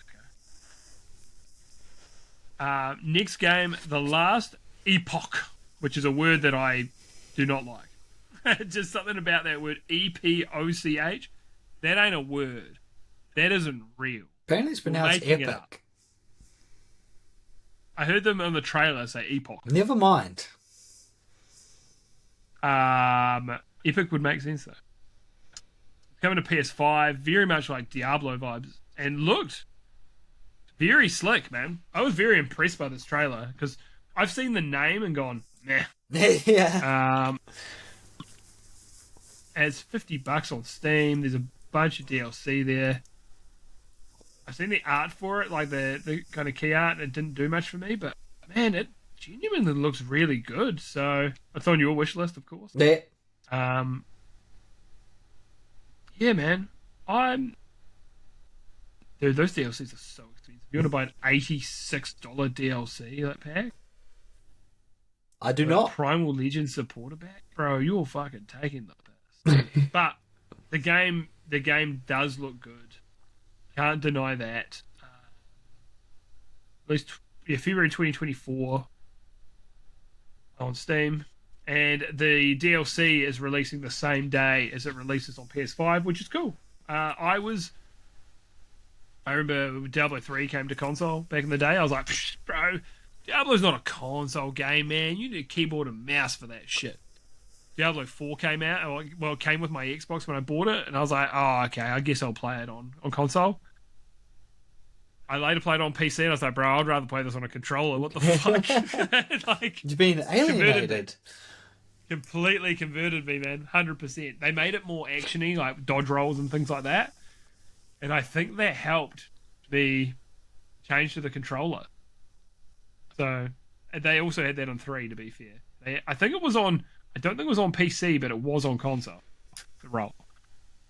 But there's something about the art style. They made it look more like cartoony on console, and it was more gritty on PC. It was weird. Diablo 3. Anyway, but yes, game looks good. I am actually interested now, but there's so many games to play. Hard to find it. That one fit into the schedule because stuff. Backlogged. 7 Deadly Sins Origins. So they've said it's also because previously I was like, is this just a multiplayer game? Because they were talking about like get into the open beta or something. You're like, what? Or the beta? You're like, what the fuck? What do you mean? I thought it was going to be a mobile game or a gacha game. Yeah, it's single player. It's got a single player campaign and there's multiplayer modes in it. It's an open world RPG, action combat, town building. Oi. Not my kind of thing, but I think it'd be up your alley. Yeah. Like a little bit of town building in my games. As long as it's not a game about town building and it's just a baked in like little aspect of the game. On the side, yeah, absolutely. I agree. Sonic Racing Cross Worlds. Mega. So they got Mega Man and Proto Man DLC. There's a Mega Man track. This game looks really good, man, and it's out. By the time this goes live, this game's going to be out. So that is a paid DLC, like character pack and stuff. Mega Man. Yeah, they got Mega Man and Pac-Man in this shit. Yeah. It's fucking awesome. Showing our age. But yeah, it's really cool to see this. Might have to. I hope it does well. Might have to People get that a have played demo. it are like, yeah, people that have played it have said it's really good as well. So hopefully it can stand up. I said this couldn't come out at a worse time when a Mario Kart's just kind of launched earlier in the year, but I don't know, man. Maybe it could do it. People are saying good things about it. Wait, is this a Sonic Racing game that also has Ichiban in it? Was that this one or was that a previous one? I'm not sure. I feel like Ichiban was in a Sonic game, a Sonic I think he Racing. Because Danica Patrick, NASCAR driver, who I believe was actually not that good like at NASCAR. Neo 3 is coming out February 6th. Very much doing a very good versus evil kind of theme in the trailer. Lots of like killing of demons. Another Souls-like. It looks like they've made it more open than the last ones as well. Yeah, like I'm interested. It's not necessarily a day one for me, but it looks pretty good to me. And all the other 2 Neo games are good games. I don't think I finished the second one, but I did finish the first after going back to it like a couple years later. I really enjoyed it. Dynasty Warriors 3 remastered. So like, well, can't escape the Musos today. But it was cool showing like the old graphics and showing like pixelated Lubu to like Lubu now. I'm like, oh, it's cool. I remember playing Dynasty Warriors. This is actually, I don't know if it was this one or another one, but there was a mission. This was like how you unlocked Lubu. There was like a mission you versed him later in the game where you could beat him, but you could verse him early in the game as a little side part of the map, and if you went and fought him, there was a good chance he'd beat your fucking ass hard. But I think that's how you unlocked him, so you had to persevere and try beat him. So yeah, that's good shit. Code Vein 2. The Gooners will be pleased. Dude, as soon as the trailer started, there was titties on display out the gate. Fucking crazy. As per tradition. Weapons like appear to transform in the combat, which was cool. I don't know if it's like a Bloodborne crook weapon style or the weapons are just, maybe the animations just look like that. It doesn't look too bad to me. I played through the first one and finished it, Gooner Souls, Weeb Souls, whatever you want to call it. And One Hand Souls. Yeah, and I enjoyed it, but I don't remember much about the playthrough, to be quite You just remember the lady in I thought bandages. Yeah, lady in bandages with tits hanging out. You're like, okay, what the hell is this? Who wearing gas masks but almost no clothes? Kind of weird. But yeah, gameplay was decent. Had a few balancing issues. A couple bosses were just like, this is not well balanced. But overall, there's a chance I play it. I played First Berserker Kazan earlier in the year, which I was thinking I wasn't going to play, and really enjoyed it. So, yeah, January 30th next year. Yeah, there's a chance I'll get to it. Final Fantasy Tactics Remake, September 30th, so coming out very soon. Seen a heap of this, looks very, very good. Oh, so is this the one, Stephen, that you said you'd watched, or is it coming up in 2? What was that, sorry? Is this the one here that you want to talk about, or is it coming up in 2? You said there's a trailer you saw. Oh. No, the thing is, I didn't even see the trailer. I saw a notification on my phone, and I was just like, oh, it's actually happening, and it's not this. Okay, is the one 2 down? Yeah. It's the last one. Oh, the last one. Oh, that one. Okay. Cool. The other one I thought might have been up your eye. This one, I think, art style wise, I think would appeal to you though. All caps. Let It Die. Inferno. Third-person melee action game. Roguelite. PvP extraction game. So some of these weapons, like there's a long pole with like fan blades and chainsaws and stuff on the end of them. Some people use giant hammers. Oh, Some looks use, like, so modified silly. bats. Yeah, dude, I'm super interested in this. It looks really cool.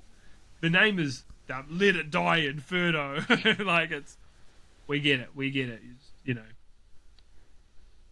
you're doing it. I feel like, look, I don't know. I'm gonna say Japanese. They might not be, but there's a Japanese kind of vibe to it. But coming out December 3rd. Yeah, It's not like a day one for me, but I want to see what it's about, man. I want to see more about this game. It looks like a lot of fun. The next game, Chronoscript: The Endless End. Endless End to me sounds really dumb, but it kind of made sense watching the trailer. So it's a Metroidvania where you jump into these artworks through ink, like ink spills. It's very stylized. It's very much like, this ink kind of style on this paper, and you walk out of you go to the end of the level and you walk out, and then you walk over to another spot where ink spilled and you jump in and stuff. Style is awesome. It looks really, really cool. Very unique. Maybe would be more unique if that what was that game called? Epic Mickey? And you jumped into the book, and unfortunately did not hit for me. It was on PlayStation Plus, and I was like, I loved the aesthetic, but I just It was called something Squire? Plucky Squire. Plucky Squire. Yeah. Oh, dude, that looks so good. But it just didn't hit for me, and it was very, very easy. And yeah, but it was a cool idea. So similar vibes to that. 2026 for this. I think it looks cool. Very, very interesting game. Interesting concept. ooh. So I thought it might have been the game that it might have appealed to you. But now that I think about it, it's more Western slot. So No, the style, but it's not Western studio, but Western style game. it looks cool. Crimson Desert. Crimson Desert looks awesome. You see there's some knights and some Viking-like characters. There's sword, axe, and bow combat. There's dragons. There's giants. There's some kind of troll-like creatures. So I couldn't figure out if it was a troll or not. And I said, I don't mind a bit of fantasy slop. That looks really good, man. March 19th next year. Yeah, I need to wish list this, to be honest, because I'm looking forward to it. Oh, come on, tell me it's on Steam. Oh, it's Steam. Oh, praise be. It's on my boy Matt Coe's second wish list. Yeah, that trailer was very, very good.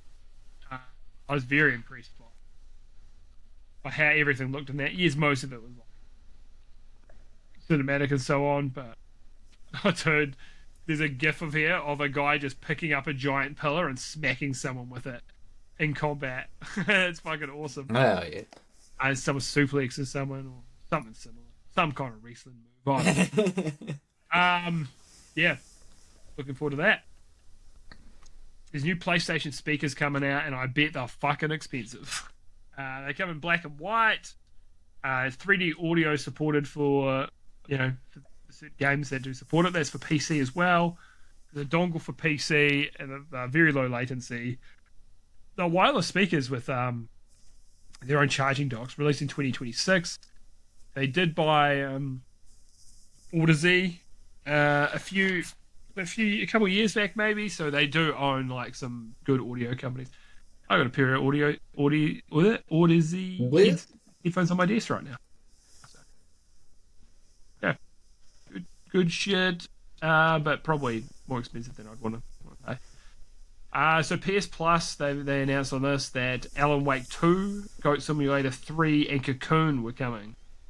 Last month it was like Stardew Valley and stuff nothing that interested me at all on there, and maybe something I'd already played. And this month it's like Alan Wake 2 out the gate. I'm like, hell yeah. I would have bought this already if it was on Steam, but Epic Games have got to fucking deal with them, so they won't bring it. Goat Simulator 3, just a silly fun game. Great. Cocoon is fucking excellent. I finished Cocoon on Game Pass earlier in the year, and it's 100% worth playing. Fun puzzle game. Great haul for next month. Very impressed. Last of Us Part 2 Remastered is coming to the PS Plus catalog. Which is cool. At first it's like, it's the Last of Us day on this day. I'm like, who fucking cares? And they're like, and it's coming to the PS Plus catalog. So if you pay for PlayStation Plus, it's in there. Awesome. Cool. I might give it a go because I want to play that roguelike mode just to see what it's about, because I've heard it's actually quite good. PS Plus Classics, they're adding Tekken 3, Soul Calibur 3, and Tomb Raider Anniversary. Fucking great pulls, man. Tekken 3 especially, exceptional. Exceptional. I think it is the best fighting game on the PS1. It was a console mover. Yeah, such a fucking seminal game as well. Like that. If you play Tekken 1 and 2 people liked because it's like, oh, I can play as Devil and do laser beams and play as Angel and stuff like that. And then you play Tekken 3 and you're like, nah, this is a fucking game. We are fucking cooking here. This rules. Gunjet. I liked 1 and 2 back in the day, but you play them now, super rough. Tekken 3, still very good. So, very impressed. Soul Calibur 3, great as well. Tomb Raider's a classic. So, very cool. So they announced that Gran Turismo has sold over 100 million units across all games, which is fucking massive. I think Gran Turismo 1 and 2 might be the best-selling PS1 games. Like, both of them, like, at the top. It's also crazy, though. And there's a massive update coming to Gran Turismo 7 with new cars and tracks. So, it's pretty cool. They announced an ugly God of War 20th anniversary controller. I don't need the Kratos face paint on the controller, but still nice that it's getting some love. Please port the OG games to PS5. That would be very cool. And the last game, they started with a banger. They're closing on a banger. A game we have not seen since they released a trailer, and then we got some big leaks and been quiet. Wolverine. And dude, this game looks fucking violent. He's dismembering people. He's throwing claws through people's fucking skulls.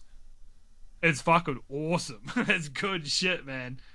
So it's third-person action combat. There's some motorbike riding sections, which very on brand for Wolverine. The vibes, great. They nailed it. They very much got Wolverine right. And it's hilarious to me. They've got another Australian playing Wolverine. Like, that's happened again. We had Hugh Jackman for years, and now we've got this guy who I can't remember the name of, but an Aussie dude. And he talked about as well, he's like, dude, it's been so nice. I really like working with them. They integrate me into the team and stuff. It's not like I'm just showing up to do a voice job.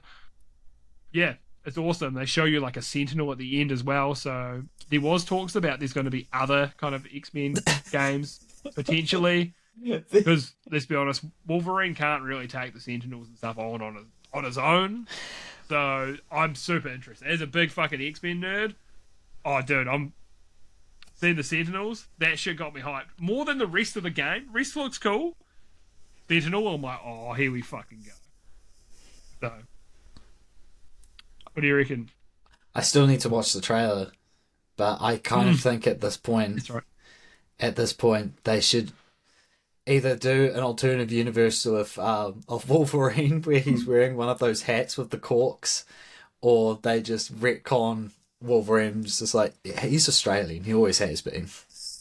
Yeah, what do you mean? Wolverine's always been Australian. Fair dinkum, mate. Yeah, he's just like, and his name's not Wolverine, it's Wombat. He's always been called that. What do you mean? Yeah, he's like, you make me as cross as a frog in a sock.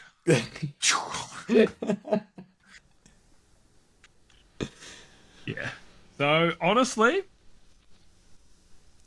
good showcase from State of Play, man. Sounds like I was impressed. sounds like it makes up for everyone's getting ports for Nintendo. Yeah. Yeah. Pretty much. Pretty much. And yeah, there's like Dynasty Warriors 3 remaster. I mean, that is a remaster, but Final Fantasy Tactics we've seen so much of. But overall, man, it's a very good showing. And I know we'd seen a little of Seven Deadly Sins Origins, but this actually showed gameplay. Like, it was a very good showing, man, because I expect very little from a State of Play. Same. And Nintendo were gassing up, like, this is our largest Nintendo Direct ever. And I know as well, like, someone who likes cozy games, I'd be like, yeah, there's so many cozy games here, but, okay. I just feel like there was better variety in the types of, you know, that's not to say, like, they had Resident Evil, which is very different from the cozy game vibes. But, yeah, so much good variety on that State of Play. Very impressed. Saros and Wolverine as, you know, the bookends. Amazing. Really, really, really good stuff. Very impressed. Shout out to PlayStation on that one because, well, I was going to say I'm critical of them. I'm critical of everyone. That's who I am. You should hear the things I say about myself. It's a problem. I've had to tell myself as well that I need to be less critical of people and things, even though that's how I view myself as well, because it's not fair. It's not fair on people. But there's a lot of things I like, and that showcase was fantastic. Big fan of that. I'm not being the Sony fanboy allegations today, which is funny as someone who is a PC gamer who also prefers the Xbox ecosystem. Big Game Pass enthusiast.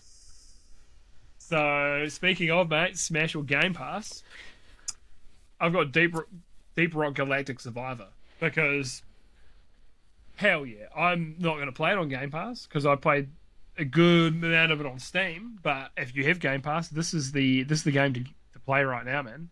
What have I spent? How much time? I've spent 57.5 hours on this bad.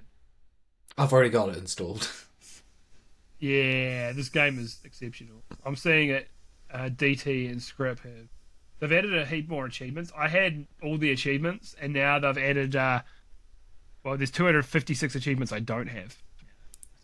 You know, what you gonna do? But DT and Script have played a good chunk of it as well. I mean, this game fucking rules, man. It's so good. Oh god, there's 300 achievements there. So, yeah, if it's a top-down auto shooter. Do you remember we were trying to find that? I was like, I can't remember the term. We're like auto battler. No, it's auto shooter. Yeah, so it's a top-down auto shooter, and I haven't played it in full release, but I really like Vampire Survivors and Potato, but this just hits different, man. Like, there's so much charm in the game. Like, that's from the main Deep Rock Galactic series as well. So, long story short, you've got a few different types of dwarves to play from, of the different classes, like your gunner, your engineer, your scout, and your driller. And you'll level up, and they've all got unique weapons. So you slowly level them up, and you've got sub-objectives on the levels as well. So you're like, okay, collect these flowers. So you've got to go around and collect these. You want to be mining rare resources to be able to level yourself up as well as you go, as well as mining nitra and gold to buy like power-ups when you get back to the ship. So there'll always be you just kind of survive until a thing ticks along, and you'll have different hordes and stuff that'll hit once you reach a certain point, and you're slowly collecting XP, leveling up, upgrading your gear, get new weapons, and then at the end it's like, here's a boss to fight, and you've got to fight the boss, and then you've got to escape in the pod to get down to the next level. At the end, you've got to. That's the formula for the game. There's different levels. There's different kind of biomes where there's ones like this one. There is fire. These rocks will burn you if you're touching these rocks or if you stand in these fire areas. So there's thorns and stuff like that. So and some of them will have some slightly different enemies. There's almost snake kind of enemies that pop out of the ground and then they can spit acid at you. There's quite a bit of depth to this game that's an auto shooter, because you just run around, it just kind of shoots for you, but there's still a lot of strategy. You drill through and mine through these like walls to sometimes get yourself to safety or to get into other loot. It's just a truly exceptional game in the genre and my personal favorite. So hard smash from me. Sounds like you've got it installed. So it's a smash. Have you dabbled yet? Not yet. Not yet. For reasons that will become clear. Do you come clear? Murky. Okay, good to know. It's like snotty. I'm tired. I'm getting very, very out of pocket right now. So what we're playing, I won't go too long on this, but more Silksong. That's all I've been playing. Now that I've actually a lot more into it, some of the stuff I might rehash from the last episode, but you know, it is a 2D Metroidvania where a lot of it's about kind of your mobility and in your combat and so on. There's a bit of platforming, cool, but as you go on, you get different movesets. So I think last time I talked about your kind of ground kind of dash move was like on an angle, like that. And then I got a moveset called Reaper, where it does a direct down one, which is way nicer, way easier. And you just have a general different moveset when you're sprinting, and then you attack, you do a little like Reaper kind of up into the air. And that moveset's been great for me. So you'll get those from doing these little kind of challenge dungeon kind of things that pop around the map. You get special abilities that use like your meter, which is also what you use to heal. And you can also extend that meter out. You can also get health upgrades and things as you go as well. You get tools, which use a resource you just collect around the game. So one of your resources is used to buy things, the other one's to use tools.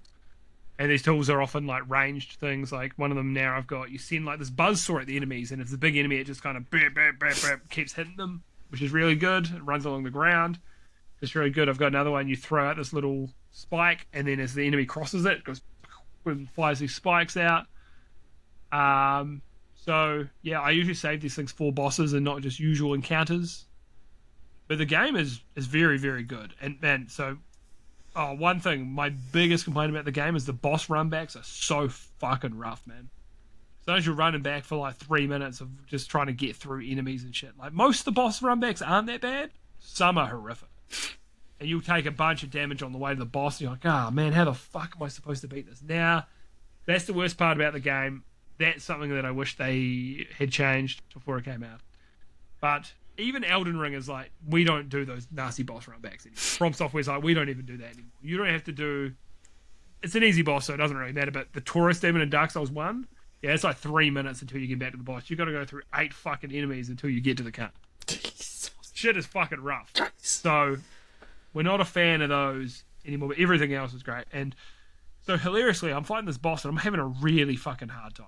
I'm like, holy shit, man, this boss is so fucking hard. This is way harder than Elden Ring. Turns out I'd missed 2 damage upgrades. I think there's 3 in the game, and I'd missed 2 of them. You can go back and get them. But I had to Google it. I was in this fight, and I was like fighting these waves and waves of enemies, and I'm like, bro, fuck, I just can't do this shit. This shit's so fucking hard. Hey, well, I must have missed something. Are there damage upgrades? Yes, go talk to this character. I'm like, oh, for fuck's sake. So I went back, did damage upgrades, did some side quests, because there's quite a lot of side quests in the game, which is really cool. And yeah, got my 2 damage upgrades, then I won and done that part. Very comfortably. Not struggling at all. And I'm like, oh, you got to be fucking kidding me. So... game is very, very good, but does tell you very little. It is very hardcore, and So, Stephen, Yes. I've gone on. I really have on this episode, and I know it's because I watched the state of play, and I would not have expected you to watch that because it launched today. You had no fucking time to do it. It's a miracle I got to it. So God's work. Please tell me about what you've been playing. I have been playing the remake of Trails in the Sky.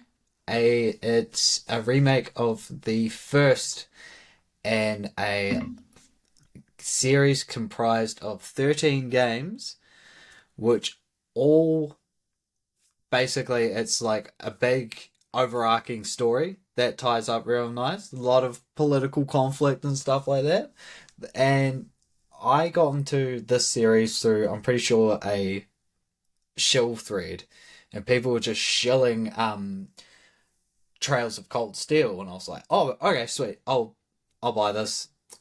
It's great, very wordy, a lot of story building, and people's like, yeah, you can play Trails of Cold Steel 1 and 2, but then you should probably play the previous games. It's like, what? Why? It's like, because it has throwbacks to the old games, and a bunch of the people from the old games come to the fold. So pretty much the daunting thing about getting into this series is the game started its life cycle on the PSP, and the original Trails in the Sky, it was like chibi-like graphics, isometric, and turn-based, but it was like grid-like movement. With this one, it's all 3D, it all looks gorgeous. With the later Trails games, it would take so long for them to come to Western audience that they would already look dated. This looks amazing in regards to Trails. The combat is so fucking good. It's basically light action RPG, so you can do dodge rolls, a light attack, and heavy attack. That's real good for just sweeping through real low enemies, or if you want to get the stun on someone. As soon as you get the stun, you press X and it just transitions seamlessly into turn-based combat. It's so... Dude, it's... I told you last time, I was like, I'm probably going to day one it. And I ended up doing, and I do not regret a thing. I am so... Which is rare for you these days as well, like, because you're not usually like you're normally very patient. You're like, I can wait. I don't have to play this straight away. This is a game you're like, nah, man. Yeah. I'm on this day one, which is awesome. And the other clearly this is your shit. Yeah. And the cool thing is it's a nice change of pace for if people haven't dabbled it. It's not two kids that are destined to kill God, or like they're destined to be the hero.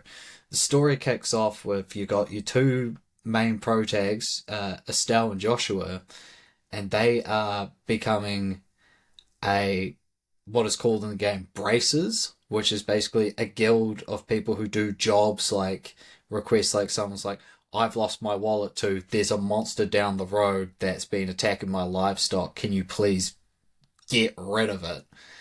And their story starts off, it's like, cool, we just want to become better Braces, get our ranks up, enjoy the world around us. So it has a little bit, the story takes its time a little bit, and then things start to unfold, and then they're like, oh shit, this seems quite fucky. It's like, well, as Braces, it's kind of our job we should probably investigate this. So yeah, it's not two destined heroes, it's two people who are just trying to do be the best they can, and everything just starts falling around them, and they're just like, alright, we need to get to the bottom of this. It's fucking mint. Hell yeah. Dude, you know what I heard about this game that I knew immediately it wouldn't be a me kind of game. So I was like, yeah, it's a bit of slice of life, and I'm like, oh. That's how I heard it described. But no, that sounds like it is right up your alley, man. That's awesome. But also, the thing is, I imagine it's going to be the same as, because I nearly finished the second the second Trails in the Sky game. and they did this thing where like Trails in the Sky 1, there's a lot of like take your time, breathe in, breathe in the world around you, like enjoy your stay sort of feel, and then things start to ramp up, like they did in Cold Steel. And then the second game is like, hey, you knew, it's like you knew what you were getting into. It's just like there's no time for peace. We're chucking you into it. So it's like the first one is just like enjoy your stay and things will get fucky. But then the second game, they chuck you into it. And it's just like, all right, you know the conflict and it's just getting worse. I think that's a good way to do it as well, because you don't need to. It doesn't need to be as. And slow Baron? implies bad, but I feel like with that type of game, you could be, you got a bunch of world building and stuff to do out the gate. The second game, you just don't need to do that. Yeah. It's like, okay, let's get into the story here, but you can just go balls deep, which I think is a good way to do things. Maybe I should try to recommend the first Trails in the Sky to Hamish to get some testosterone into his anime, into his JRPGs. No, he would never. He would never. Maybe. I think the scripts say he was possibly interested in this as well. Yeah. So, would you say again the combat's so it's turn based? Yeah, but it's light action that you can transition into turn based at the press of a button. It's wicked. It's cool. You know what? I don't even know what this game looks like. I'm gonna look it up right now. I'm gonna just so I can see what do the visuals look like.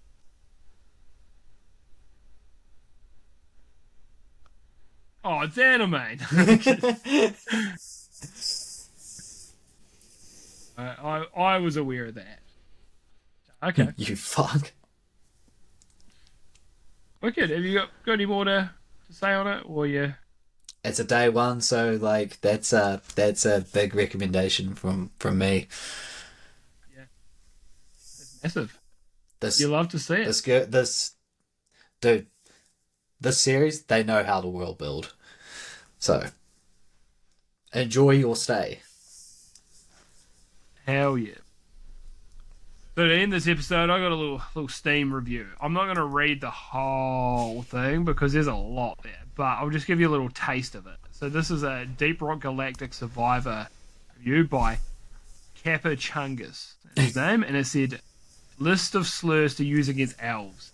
Arrogant, stuck-up, tree-fondling hippies, bark sniffer, beardless, bird-boned butter boys, chinfolk, daggerhead, daisy sniffer, dandelion eater, dew drinker, discount dryad. You know what? Maybe I'll read the whole thing. Maybe I will. Fuck it. Drow, except to actual drow. Fairy folk. Faithless woodland sprite. Fancy lad. Fairy wannabes. Where am I up to? Bay mongrels. Keeb. I don't know what that means. That might be an actual thing. Knife ears. Leaf lickers / leaf lovers. Leaf blower. Left-handed casters. Lightweights. Mushroom dancers. Ooze bait, especially elf children. Pixie, pointy ears. Whole proportioned dendrophile. Rabbit, sharp ears, Tinkerbell, tree fucker, tree hugger, tree thumpers, waste of immortality, wedgie, brackets are uptight, weed eater, wingless fairy, woodheads. Beautiful. That was the list that this guy had made, because you play as dwarves in Deep Rock Galactic Survivor, and that was his list of slurs. That's fucking crazy. Like I said, I won't do it all. You know what? I'll do it all. I have, this is from Jarek Storm. This is a review for Medieval Dynasty. And it says, my wife sent me to the other side of the valley to get her fish soup. I was attacked by wolves, bison, boars, had almost died several times. When I got home and asked her how she liked the soup, she replied, I've had better. I banished her from my village. My new wife is much nicer, younger too. 10 out of 10 would recommend. Wild. I was close to using this one. This game is perfect for living out those unfulfilled fantasies like owning a house and getting my husband pregnant. Some wild reviews out there. Alright, so it's going to do it for this episode of the No Scrubs podcast. Thanks for hanging with us. And it's, well, I say it's late, but it's really that I'm old. So it's feeling late here tonight, so any final words, Stephen, before we head into the abyss? Trails in the Sky remake is real good. You should give it a chance. Don't believe his weeb lies. But no, do give it a go. If you like JRPGs, like anime, Scrip. Looking at you, Scrip. Maybe you too, Hamish. I don't think you listen to this, but you know, you should. I know I made my comments earlier about the amiibos, and I take nothing back. All right. Thanks for hanging with us. We'll catch you on the next one. On the next one. Bye.